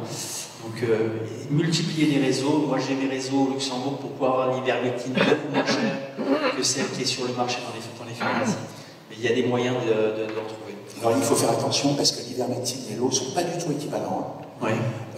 Les lots entre des lots indiens, américains, français, il y a d'énormes différences au niveau de la concentration. Parce que souvent ils mettent 20% d'ivermectine et le reste c'est de l'aspirine. Voilà. Voilà. Il faut vraiment se méfier. Apparemment, celle qui est pure, elle vient des États-Unis parce qu'ils la contrôlent avant de la vendre. C'est fabriqué en Inde, ils la contrôlent. Mais il faut se méfier parce qu'il y a d'énormes différences. Et à ce moment-là, ça peut être plus délétère ou ça peut être complètement inefficace.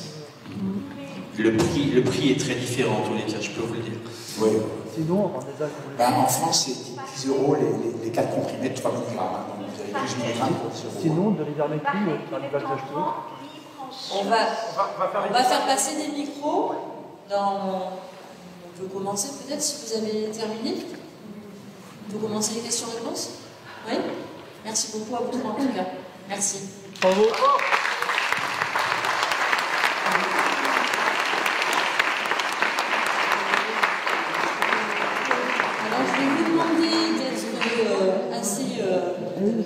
efficace, si possible, de poser une question par personne, qu'elle soit courte.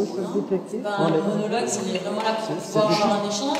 Et préciser encore, c'est important, qu'on n'est pas là pour faire des prescriptions médicales, effectivement. Voilà. Juste un peu. Sinon, je pense que le fenbendazole, parce que le fenbendazole à forte dose est hépatotoxique. Alors que le mébendazole, on peut l'avoir. Mébendazole, plutôt que le fébendazole. Merci. Alors moi, je vois pas. Oui, excusez-moi. Bonjour et merci à tous et à toutes.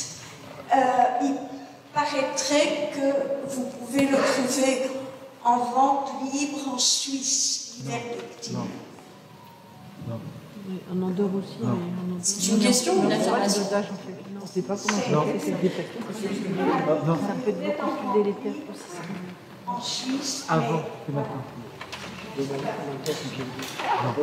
En Andorre. Non, c'est pas nous avons des réseaux, il y a une personne qui est ici d'ailleurs qui arrive à procurer des boîtes d'ivermectine pour un prix beaucoup moins cher, qui est environ à 1 € les 12 mg. On a des adresses en Allemagne pour se procurer aussi l'ivermectine à aussi 1 €, environ 1 € le comprimé de 12 mg. Donc c'est 10 fois moins cher. Autrement, j'arrive à avoir des réseaux avec des personnes qui partent en vacances, et à chaque fois que j'ai une personne qui part en vacances en Asie, je lui demande je lui donne une ordonnance d'ivermectine pour des comprimés pour des boîtes de 100 comprimés, de façon à avoir des médicaments que je puisse donner à mes patients. Voilà, mais c'est la débrouille, il faut arriver à se débrouiller pour trouver des médicaments pour les patients, et puis multiplier les réseaux. On avait fait la même chose pour le Covid à l'époque, pour traiter les patients Covid, avec l'hydroxychloroquine, avec l'azithromycine, avec l'ivermectine à l'époque. On traitait comme ça, on arrivait à se procurer des médicaments, il faut arriver à se débrouiller. Donc multiplier les réseaux, multiplier les personnes qui puissent vous aider, qui puissent trouver de l'ivermectine, puissent ramener de l'ivermectine ou du fenbendazole. Il faut faire attention aux doses aussi, parce que quand il est surdosé, vous avez de la vision. C'est les doses. Normalement, c'est du 1 mg kilo. Oui, ça peut. L'ivermectine, on peut monter jusqu'à 2,5 mg kilo. Le fenbendazole, c'est jusqu'à 1 g. Mais généralement, quand on monte de ces doses, on a des problèmes. D'autant plus quand. J'ai pas aussi monté plus qu'à 1 mg. C'est pas risqué de problème.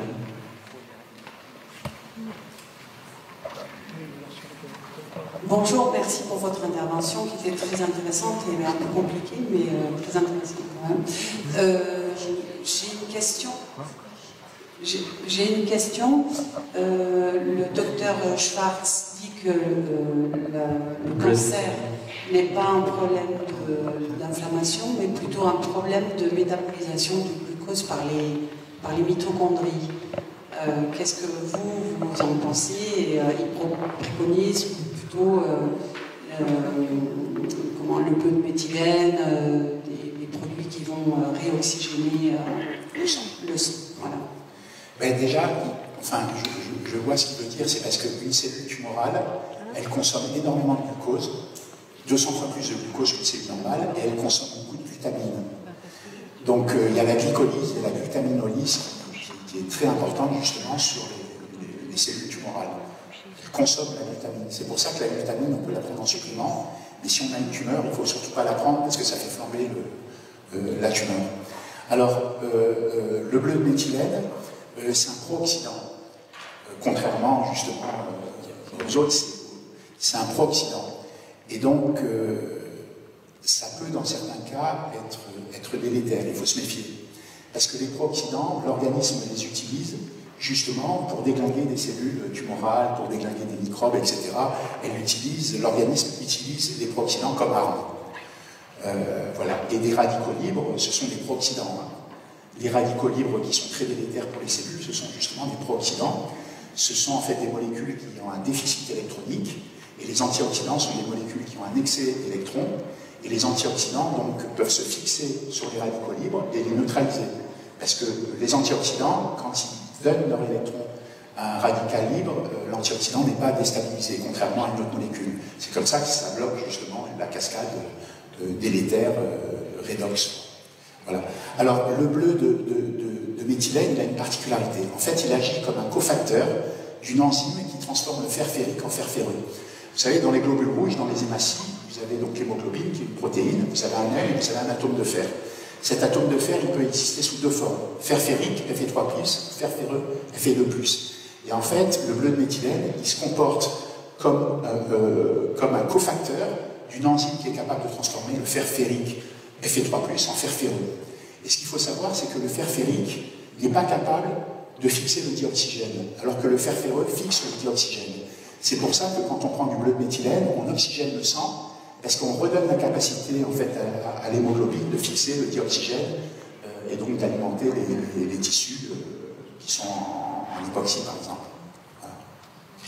Mais c'est à double tranchant parce que c'est un pro-oxydant et donc il faut quand même que ce soit bien manipulé parce que ça peut être aussi dangereux. C'est pas nécessairement.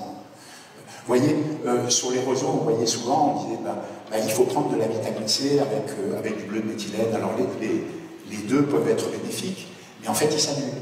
C'est-à-dire que la vitamine C, elle neutralise l'activité du bleu de méthylène. Et on le voit parce que le bleu de méthylène est bleu, mais quand il est réduit, il devient transparent. Et donc quand la vitamine C agit, elle rend le bleu de méthylène transparent. Et donc les personnes pensent que c'est parce que c'est très actif, et au contraire, ça veut dire que ça perd l'activité, et de l'un et de l'autre.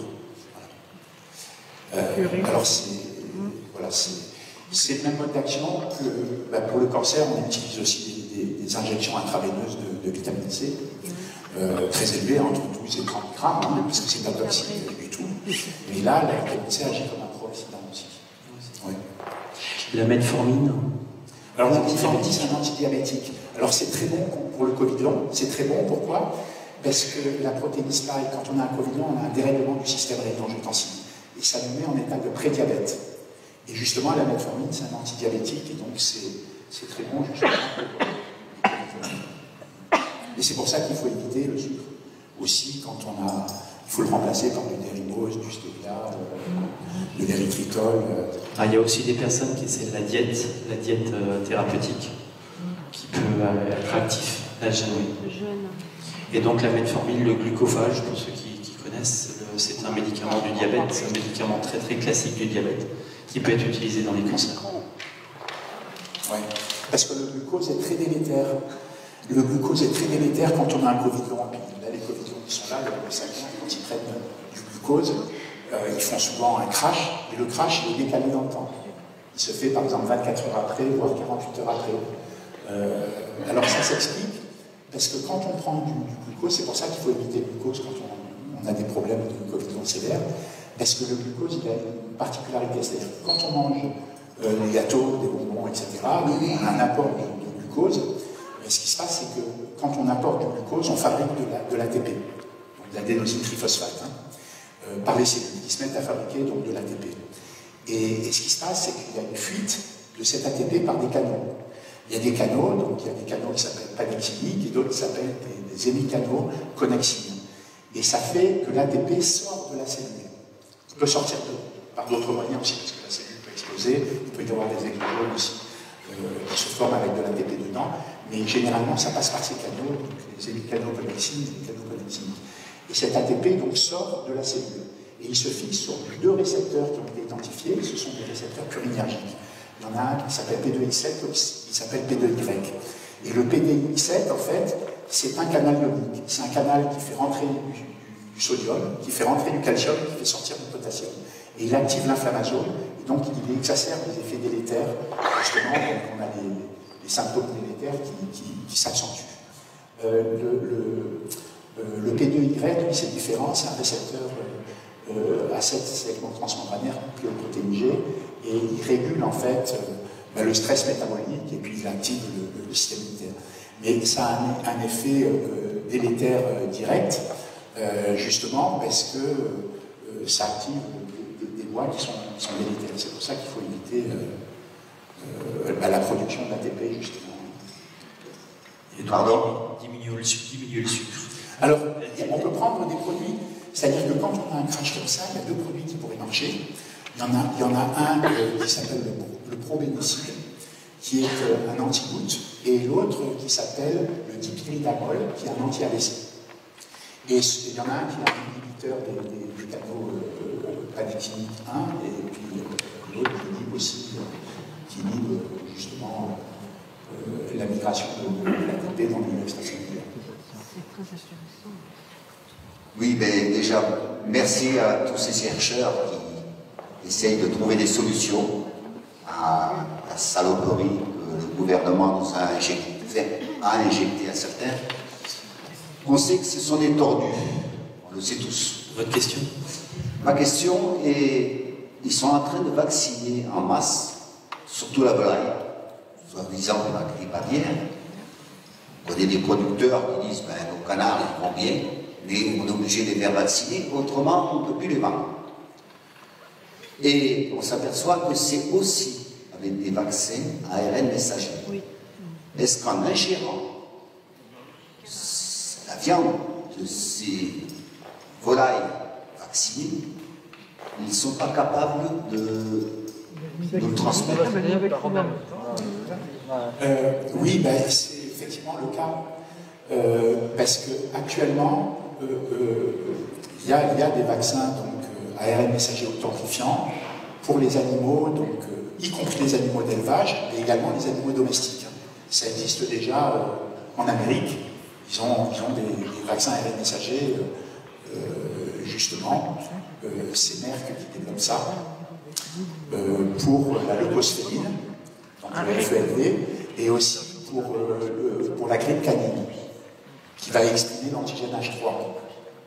Et puis pour le canard, cet ARN messager, il est produit, enfin il n'est pas produit par Ceva, c'est Ceva qui le commercialise, qui le fait fabriquer par quelqu'un d'autre, mais c'est probablement Pfizer. Et donc c'est un vaccin ARN messager authentifiant qui exprime l'hémagglutinine H5, parce que c'est pour lutter contre la grippe aviaire du canard, c'est le H5N8. Et là, il n'y a pas des nanoparticules lipidiques comme le Comirnaty, le Spikevax, elles sont différentes.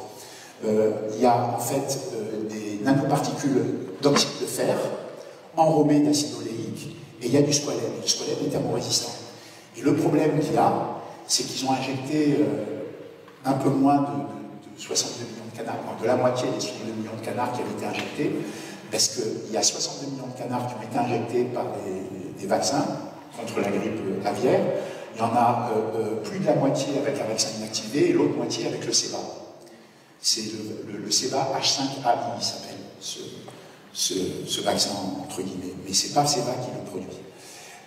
Et donc, c'est dangereux parce que l'ATU a été reconduite pour 2 ans, récemment. Cette année, elle a été reconduite pour 2 ans. Et elle inclut maintenant, justement, les volailles. Alors qu'avant, c'était limité au canard. Est-ce que c'est dangereux pour les canards ou est-ce que c'est dangereux pour nous? C'est dangereux pour les deux. Parce que c'est évident que ça va déglinguer aussi les animaux. Et bon, quand vous injectez un canard, au bout de 2 mois, de toute façon, il est désingué pour la viande. Donc vous n'allez pas voir les problèmes qu'il a. Est-ce que la viande qu'on ingère peut nous transmettre l'ARN? C'est ça le problème. Parce que, en fait, on va manger de la viande qui a été vaccinée. La viande de canard, par exemple, qui a été vaccinée. Bon. L'ARN va être dégradé au niveau digestif. L'ARN, en fait, est thermosensible. C'est-à-dire qu'en général, à une température de 65 degrés, il se dégrade. Mais c'est très variable, c'est-à-dire qu'il peut être très stable. On détecte des ARN qui sont stables pendant 10 minutes à 100 degrés.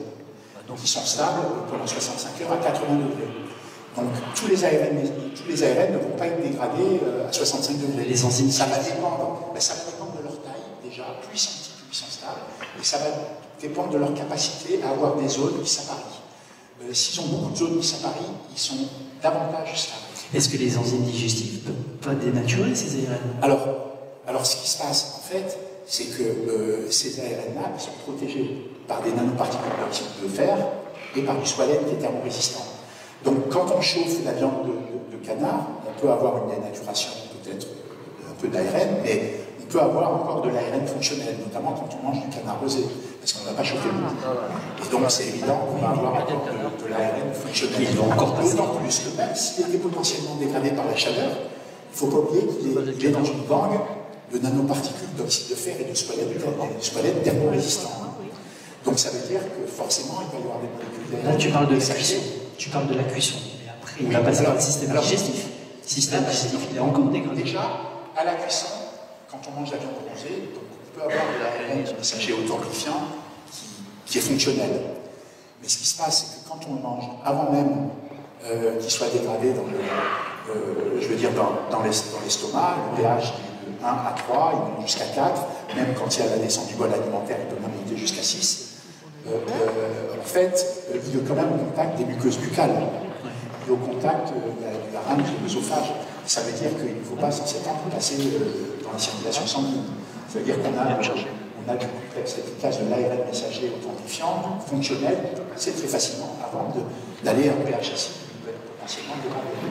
En théorie, il est dégradé. Et c'est pareil, il est dans une forme de nanoparticules d'oxyde de fer et de squalène qui peut protéger justement cet ARN messager auto-amplifiant de la dégradation. On peut avoir une protection donc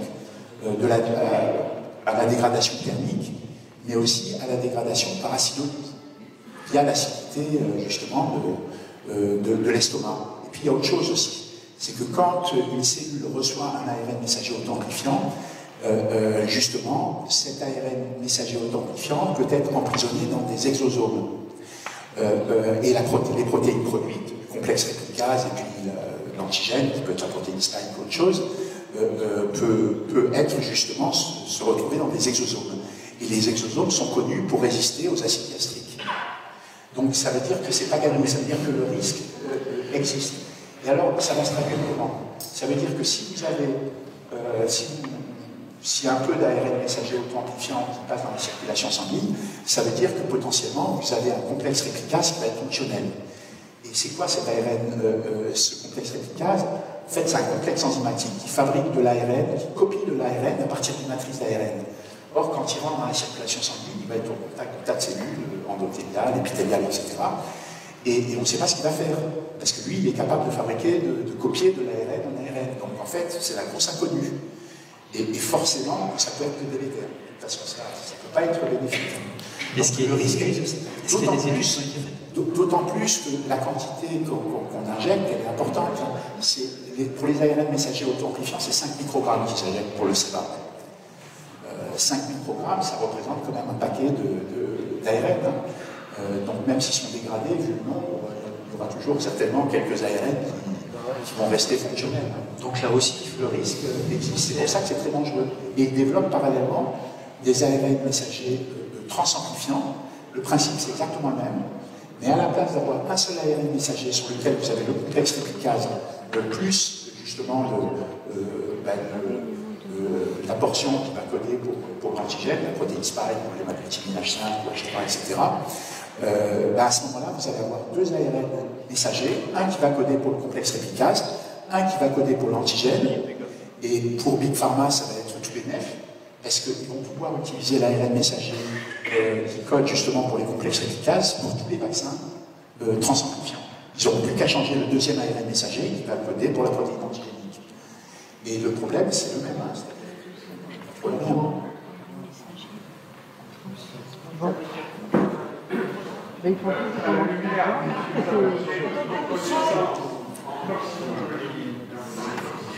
On n'entend pas, excusez-moi, est-ce que quelqu'un peut vous amener un micro? Déjà, merci. Bon, d'abord, merci à vous trois. Robert Kennedy ne s'occupe pas de ça aux États-Unis? Je pense qu'il fait ce qu'il peut. Je pense qu'il a bien compris, bien qu'il soit avocat et pas médecin, etc., ou scientifique.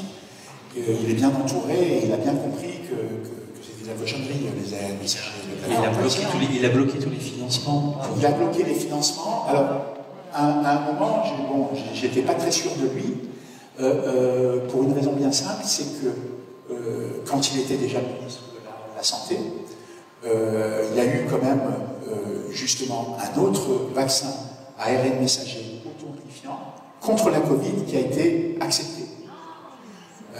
Donc ça, c'était pas possible. La seule différence par rapport à un ARN messager qui code pour la protéine spike, c'est que là, il y avait plusieurs ARN messagers qui codent pour des fragments de la protéine spike. Et aussi, il y a eu un fast track qui a été accepté pour un vaccin, justement, contre la grippe aviaire, donc le fast track, c'est quand on veut pousser un vaccin pour qu'il aille vite sur le marché. Donc c'était quand même des signaux qui n'étaient pas très bons. Mais là, je pense qu'on ne pouvait pas faire autrement. En tout cas, vu ce qu'il a lancé actuellement, bon, là, c'est clair qu'il est du bon côté de... là, il a balancé énormément de choses, notamment pour les vaccins infantiles. Oui. Là, il a balancé vraiment de la bombe. Une bombe qui a sorti, c'est le TD polio. Il a dit que les personnes qui étaient vaccinées avec le TD polio étaient plus malades que les personnes non vaccinées. Ça, c'est énorme. Hein. C'est vraiment, il faut un courage énorme pour sortir un truc. Les vaccins infantiles, il a même dénoncé une grosse manip du CDC. C'est qu'en fait, pour le vaccin mort, rougeole, rubéole, oreillon, donné aux enfants, il y avait le CDC qui avait fait une étude de sécurité dessus.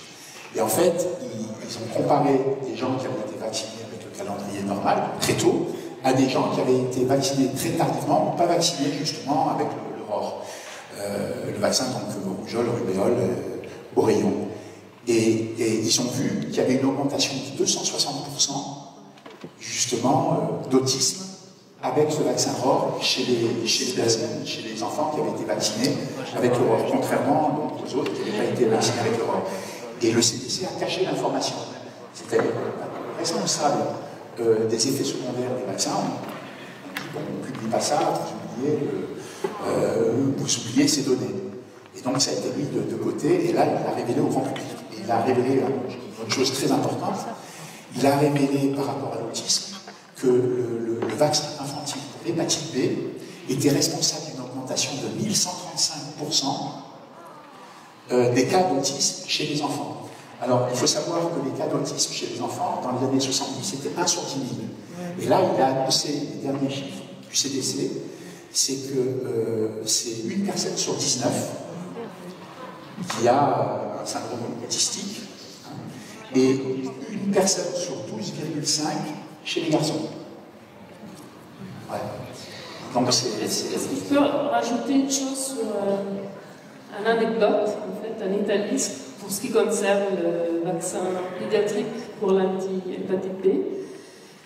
C'est que dans les années 90, le ministre de la Santé, ils ont trouvé qu'il avait il a été corrompu avec 600 millions de lire à l'époque pour introduire ces vaccins.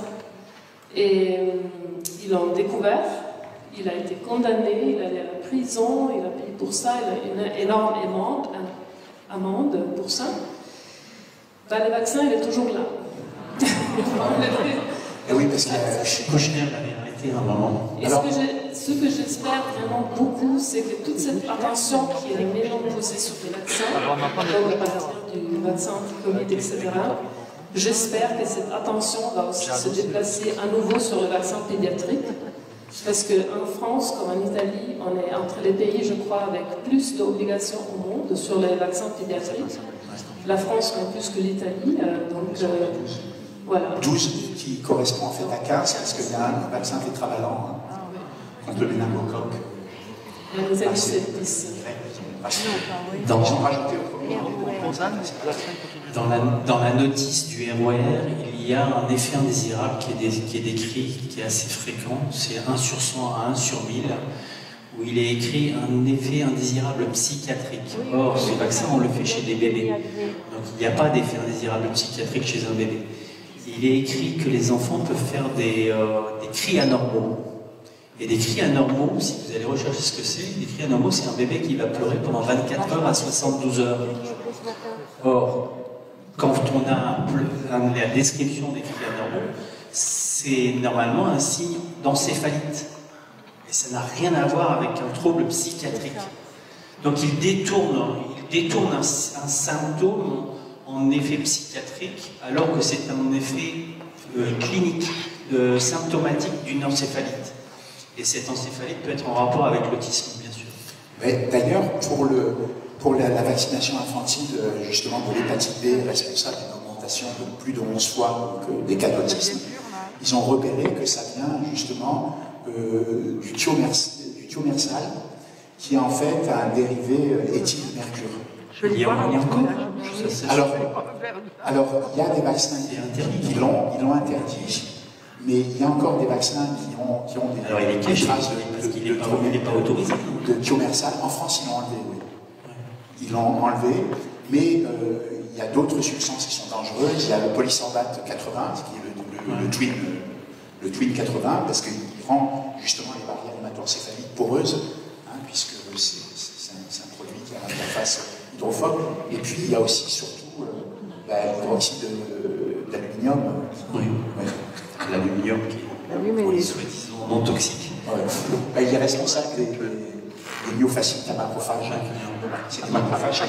Mais c'est une maladie qu'ils n'ont pas reconnue, qu'ils ne veulent pas reconnaître. Et qui le travaille justement. Alors je voulais d'abord vous remercier tous les trois, et notamment sympathique et extrêmement courageux en ce moment, et qu'on remercie de tout cœur. J'ai deux petites questions pour vous, Jean-Marc. D'abord, est-ce qu'on n'aurait pas intérêt à tous prendre, d'abord à faire des déparasitages préventifs en dehors des vaccins, même pour les non-vaccinés, puisque les parasites en prévention d'un cancer, est-ce qu'on aurait intérêt à se déparasiter comme ça se faisait en France il y a pas mal d'années? Et deuxièmement, est-ce qu'on aurait intérêt à prendre de la NAC aussi au cas où on ingère de l'ARN avec les animaux? Parce que si les volailles, autant c'était facile d'éviter le canard, autant les volailles ça va être plus difficile, je pense, avec les œufs. Parce que des œufs il y en a partout, dans les biscuits, partout. Et deuxièmement, je ne comprends pas comment l'EMA, l'Agence européenne du médicament, peut autoriser des nouveaux vaccins, alors que maintenant il n'y a plus la condition d'urgence qu'ils avaient évoquée pour donner des AMM conditionnels. Ils avaient dit que c'était en raison de l'urgence. Et là, il n'y a plus de raison d'urgence, puisqu'il n'y a plus de Covid.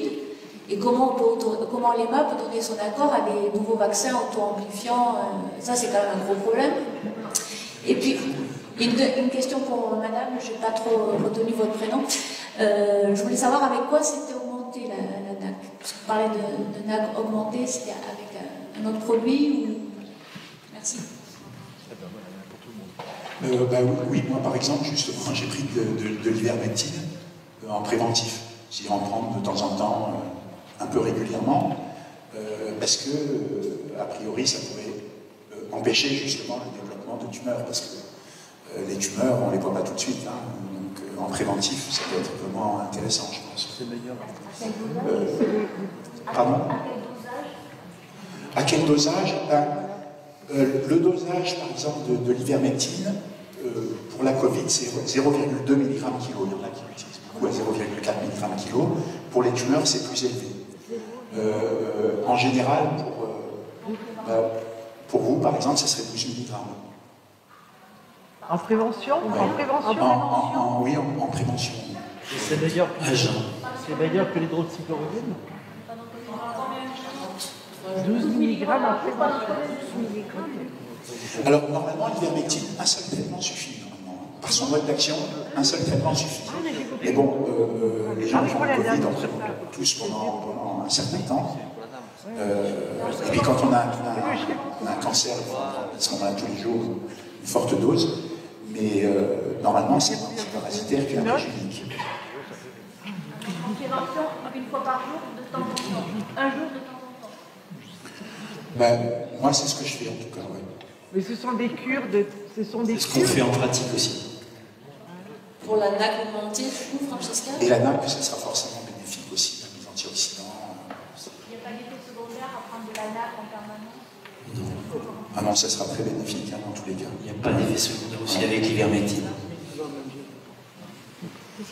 Alors la NAC augmentée, d'ailleurs, on est en train de la tester aussi sur les animaux. On va vous dire en futur comment ça marche. Mais les débuts, c'est déjà encourageant. Alors, l'augmentation, ça se traduit, disons, on lui donne ça s'appelle une cohérence plus élevée, donc plus d'ordre au niveau électromagnétique de la molécule. Pour vous faire un exemple, je fais souvent cet exemple, c'est très simple, ça donne bien l'idée. C'est comme si vous prenez les photons de la lumière, donc les petites particules de la lumière qui font la lumière, ils sont tous en désordre dans une lumière pour la table, pour vous dire. Si on met ça dans un ordre, donc on lui donne la cohérence, Ça donne par exemple dans un faisceau laser, ça lui rend extrêmement puissant.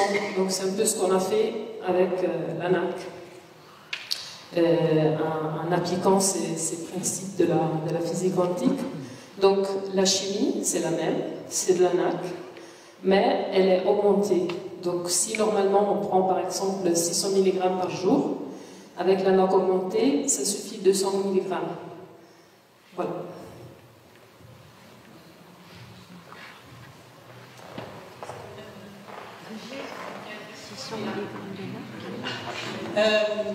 Pour revenir sur la question des nanoparticules lipidiques, étant donné qu'elles servent de porte d'entrée pour faire entrer dans les cellules des éléments délétères, est-ce qu'il serait possible d'annihiler l'effet de ces nanoparticules lipidiques? En gros, est-ce qu'on peut trouver un moyen pour contrecarrer ces nanoparticules lipidiques délétères, qu'elles soient dans un vaccin, peut-être dans d'autres choses un jour, ou est-ce que c'est une piste de recherche?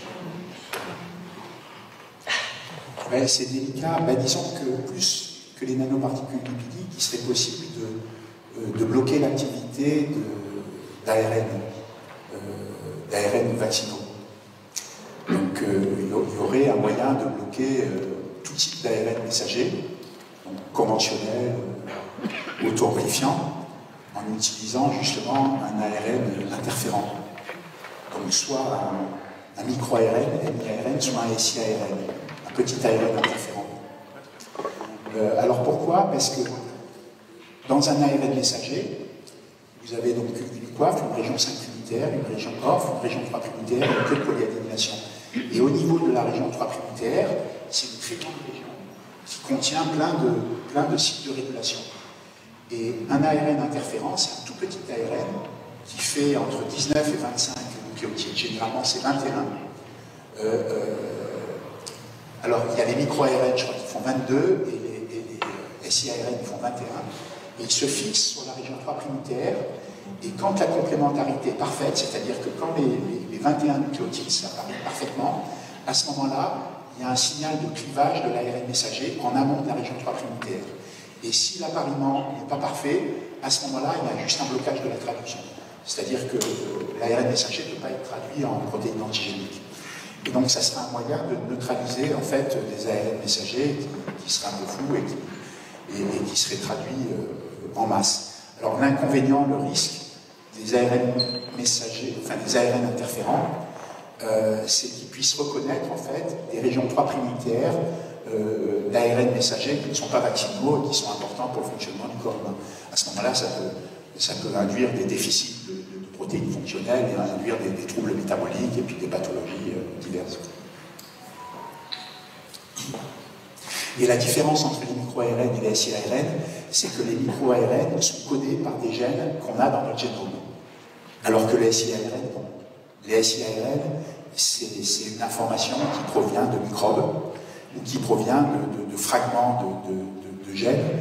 Mais en tout cas, il n'y a pas de gènes qui codent pour les SI-ARN. Alors, il nous reste 10 minutes. Je ne sais pas, les petites questions courtes? Oui, j'ai une question qui peut être une information. Aux États-Unis, ils ont mis au point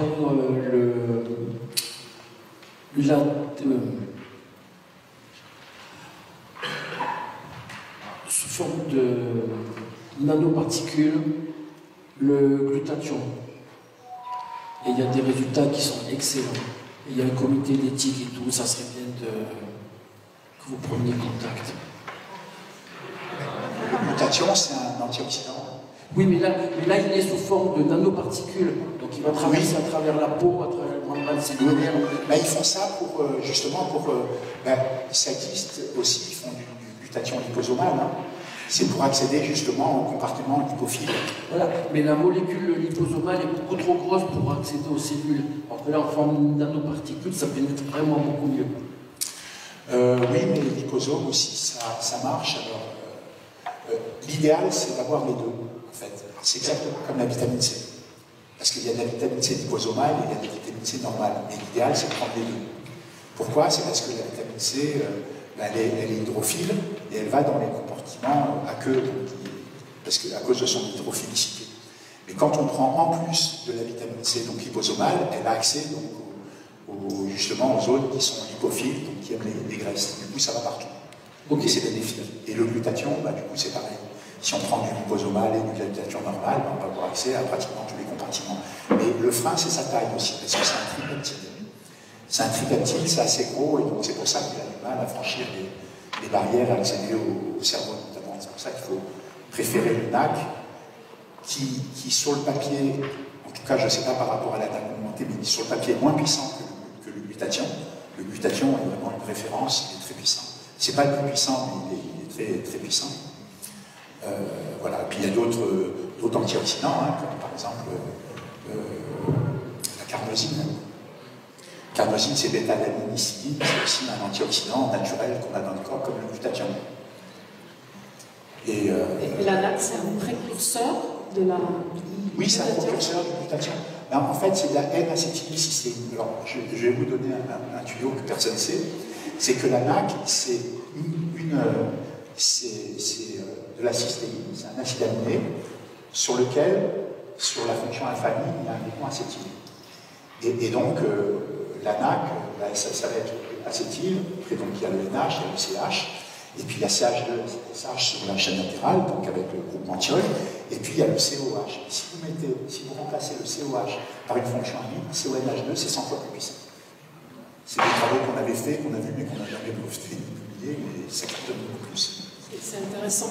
Et en plus, je crois qu'on apprend pour se détoxifier du paracétamol, c'est juste? On a toxifié du paracétamol. Ça détoxifie parce que c'est un antioxydant. Mais bon, maintenant, le paracétamol, ça, je ne sais pas. Vous avez parlé d'un cas d'encéphalite après un vaccin pédiatrique. Je confirme, en 1971, mon frère avait 12 ans. On lui a donné à l'époque un vaccin antipolio buvable. 3 semaines après, premier symptôme, il a eu des très graves lésions cérébrales. Il a eu une forme très rare de leucoencéphalite.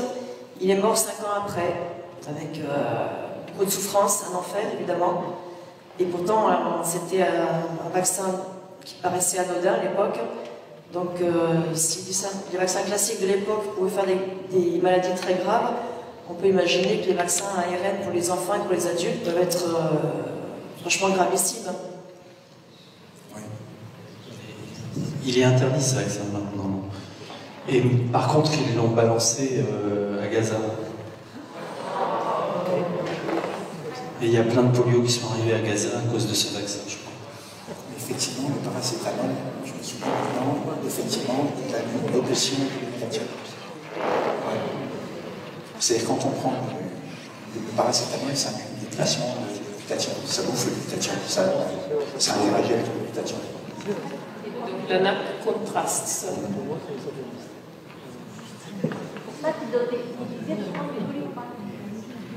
Oui, c'est pour ça que c'était pas bon de prendre du doliprane, parce que ça avait été recommandé par les autorités sanitaires pendant la période Covid. Ils recommandaient le doliprane, ce qui n'était pas bon justement à cause du paracétamol, parce que ça réagit avec le paracétamol.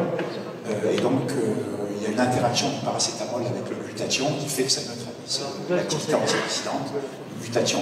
Donc, ça met le corps en déficience en antioxydants.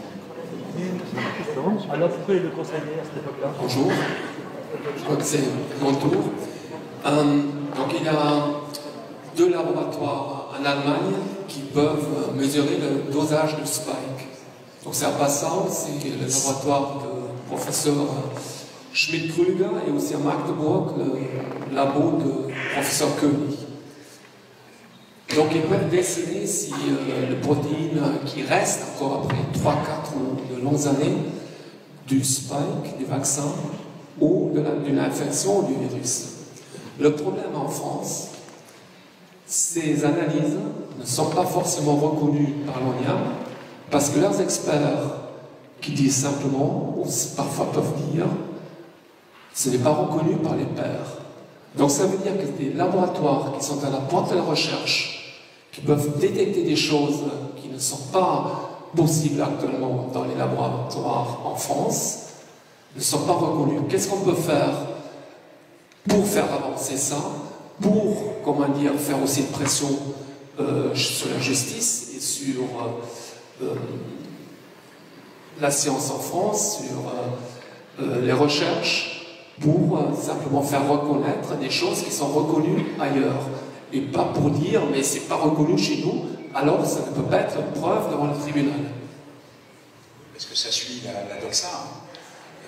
Là, par exemple, on considère que de faire la désinformation scientifique, c'est de critiquer les vaccins, dire que ce ne sont pas des vaccins qui sont délétères. On le voit. Hein. Et là, ça ne repose pas sur la science, hein, parce que la science, elle dit le contraire. Hein. Si on arrive à dire que les anti-vax, que les complotistes sont des anti-sciences, etc., c'est complètement faux. C'est eux qui n'attendent pas la science. Hein. Parce que la science, elle dit tout le contraire. Il n'y a rien qui marche. Il y a énormément de données qui montrent que ça ne marche pas. Parce que là, je veux dire, s'il y a une telle censure, c'est pas à cause de données scientifiques. Hein. Ils cachent les données scientifiques parce que tout montre que ça marche. Ah ben oui. Mais il faut suivre la doxa. Donc tout ce qui ne suit pas la doxa est considéré comme de la désinformation scientifique. Moi, par exemple, j'ai un signalement au CNRS parce que je parle des effets délétères des vaccins. J'ai parlé donc des vaccins sur Toxin, justement, avec Nicolas Vidal. J'ai parlé des vaccins infantiles. Je me suis retrouvé avec un signalement du CNRS d'une cellule qui lutte contre la désinformation. Donc, ça montre très bien que Kennedy ait présenté les résultats sur l'autisme, parce que je disais justement qu'il y avait trop d'injections vaccinales, qu'il y avait une augmentation de pathologie chez les enfants, une augmentation des cas d'autisme, etc., et qu'il fallait réduire absolument le nombre de vaccins, les vaccins qui ne servaient strictement à rien, qui étaient associés à des pathologies complètement bénignes, etc. Et j'ai été attaqué pour ça. Je suis arrivé à faire récuser un juge qui m'a traité de complotiste. Donc on n'a plus le droit de me traiter de complotiste. Est-ce que vous avez juste une idée pour agir? Comment peut-on faire pour faire reconnaître quand même ces analyses qui sont sérieuses, qui sont scientifiques? Parce que qu'est-ce qu'il faut faire pour gagner des procès? Ce sont des preuves factuelles avec un tampon, une signature d'un laboratoire, d'un médecin, etc. Qu'est-ce que nous pourrons faire à notre échelle? Ça viendra certainement des autres pays, hein, des États-Unis, parce qu'une fois que ça passera aux États-Unis, ça viendra en Europe. Ça viendra du Japon, ça viendra d'un autre pays. Le Japon, il faut se méfier du Japon, hein, parce qu'ils ont quand même, depuis 2023, ils ont eu le premier vaccin ARN messager auto-amplifiant, hein, qui a été accepté par les autorités japonaises. Et moi, je connais un professeur japonais qui travaille là-bas, qui travaille sur les effets secondaires des vaccins Pfizer. Il a des problèmes. Hein. Il était viré de son université. Hein. Oui, mais parce qu'il y a un professeur qui est très actif. Oui. Mais bon, c'est pas si simple que ça. Parce que là-bas, la relation avec toutes les pathologies. Et puis il y en a qui poussent encore. Mais au moins, il y a des professeurs. Au moins, là-bas, il y a des professeurs qui poussent. Oui. Nous, on a Péronne et eux, ils ont. Si je peux contribuer aussi, les médecins japonais qu'on a, qui travaillent avec la augmentée, ce sont parmi les médecins les plus actifs et effectifs, efficaces de tous les médecins. Il y a à peu près 1 millier de médecins dans tout le monde qui utilisent la augmentée sur leurs patients. Et les médecins japonais sont vraiment incroyables. Ils travaillent avec ils sont rapides, ils sont précis, ils sont méticuleux, ils travaillent vraiment très bien et très courageux parce qu'ils ont une clinique indépendante. Donc le propriétaire de cette clinique est indépendante, ne veut pas de financement de l'État ou privé. Et donc voilà, ils collaborent avec lui, ils arrivent à faire des choses incroyables. Désolée, il va falloir qu'on... Ça y est, c'est l'heure. Bon, on va être en retard pour ce soir. Merci.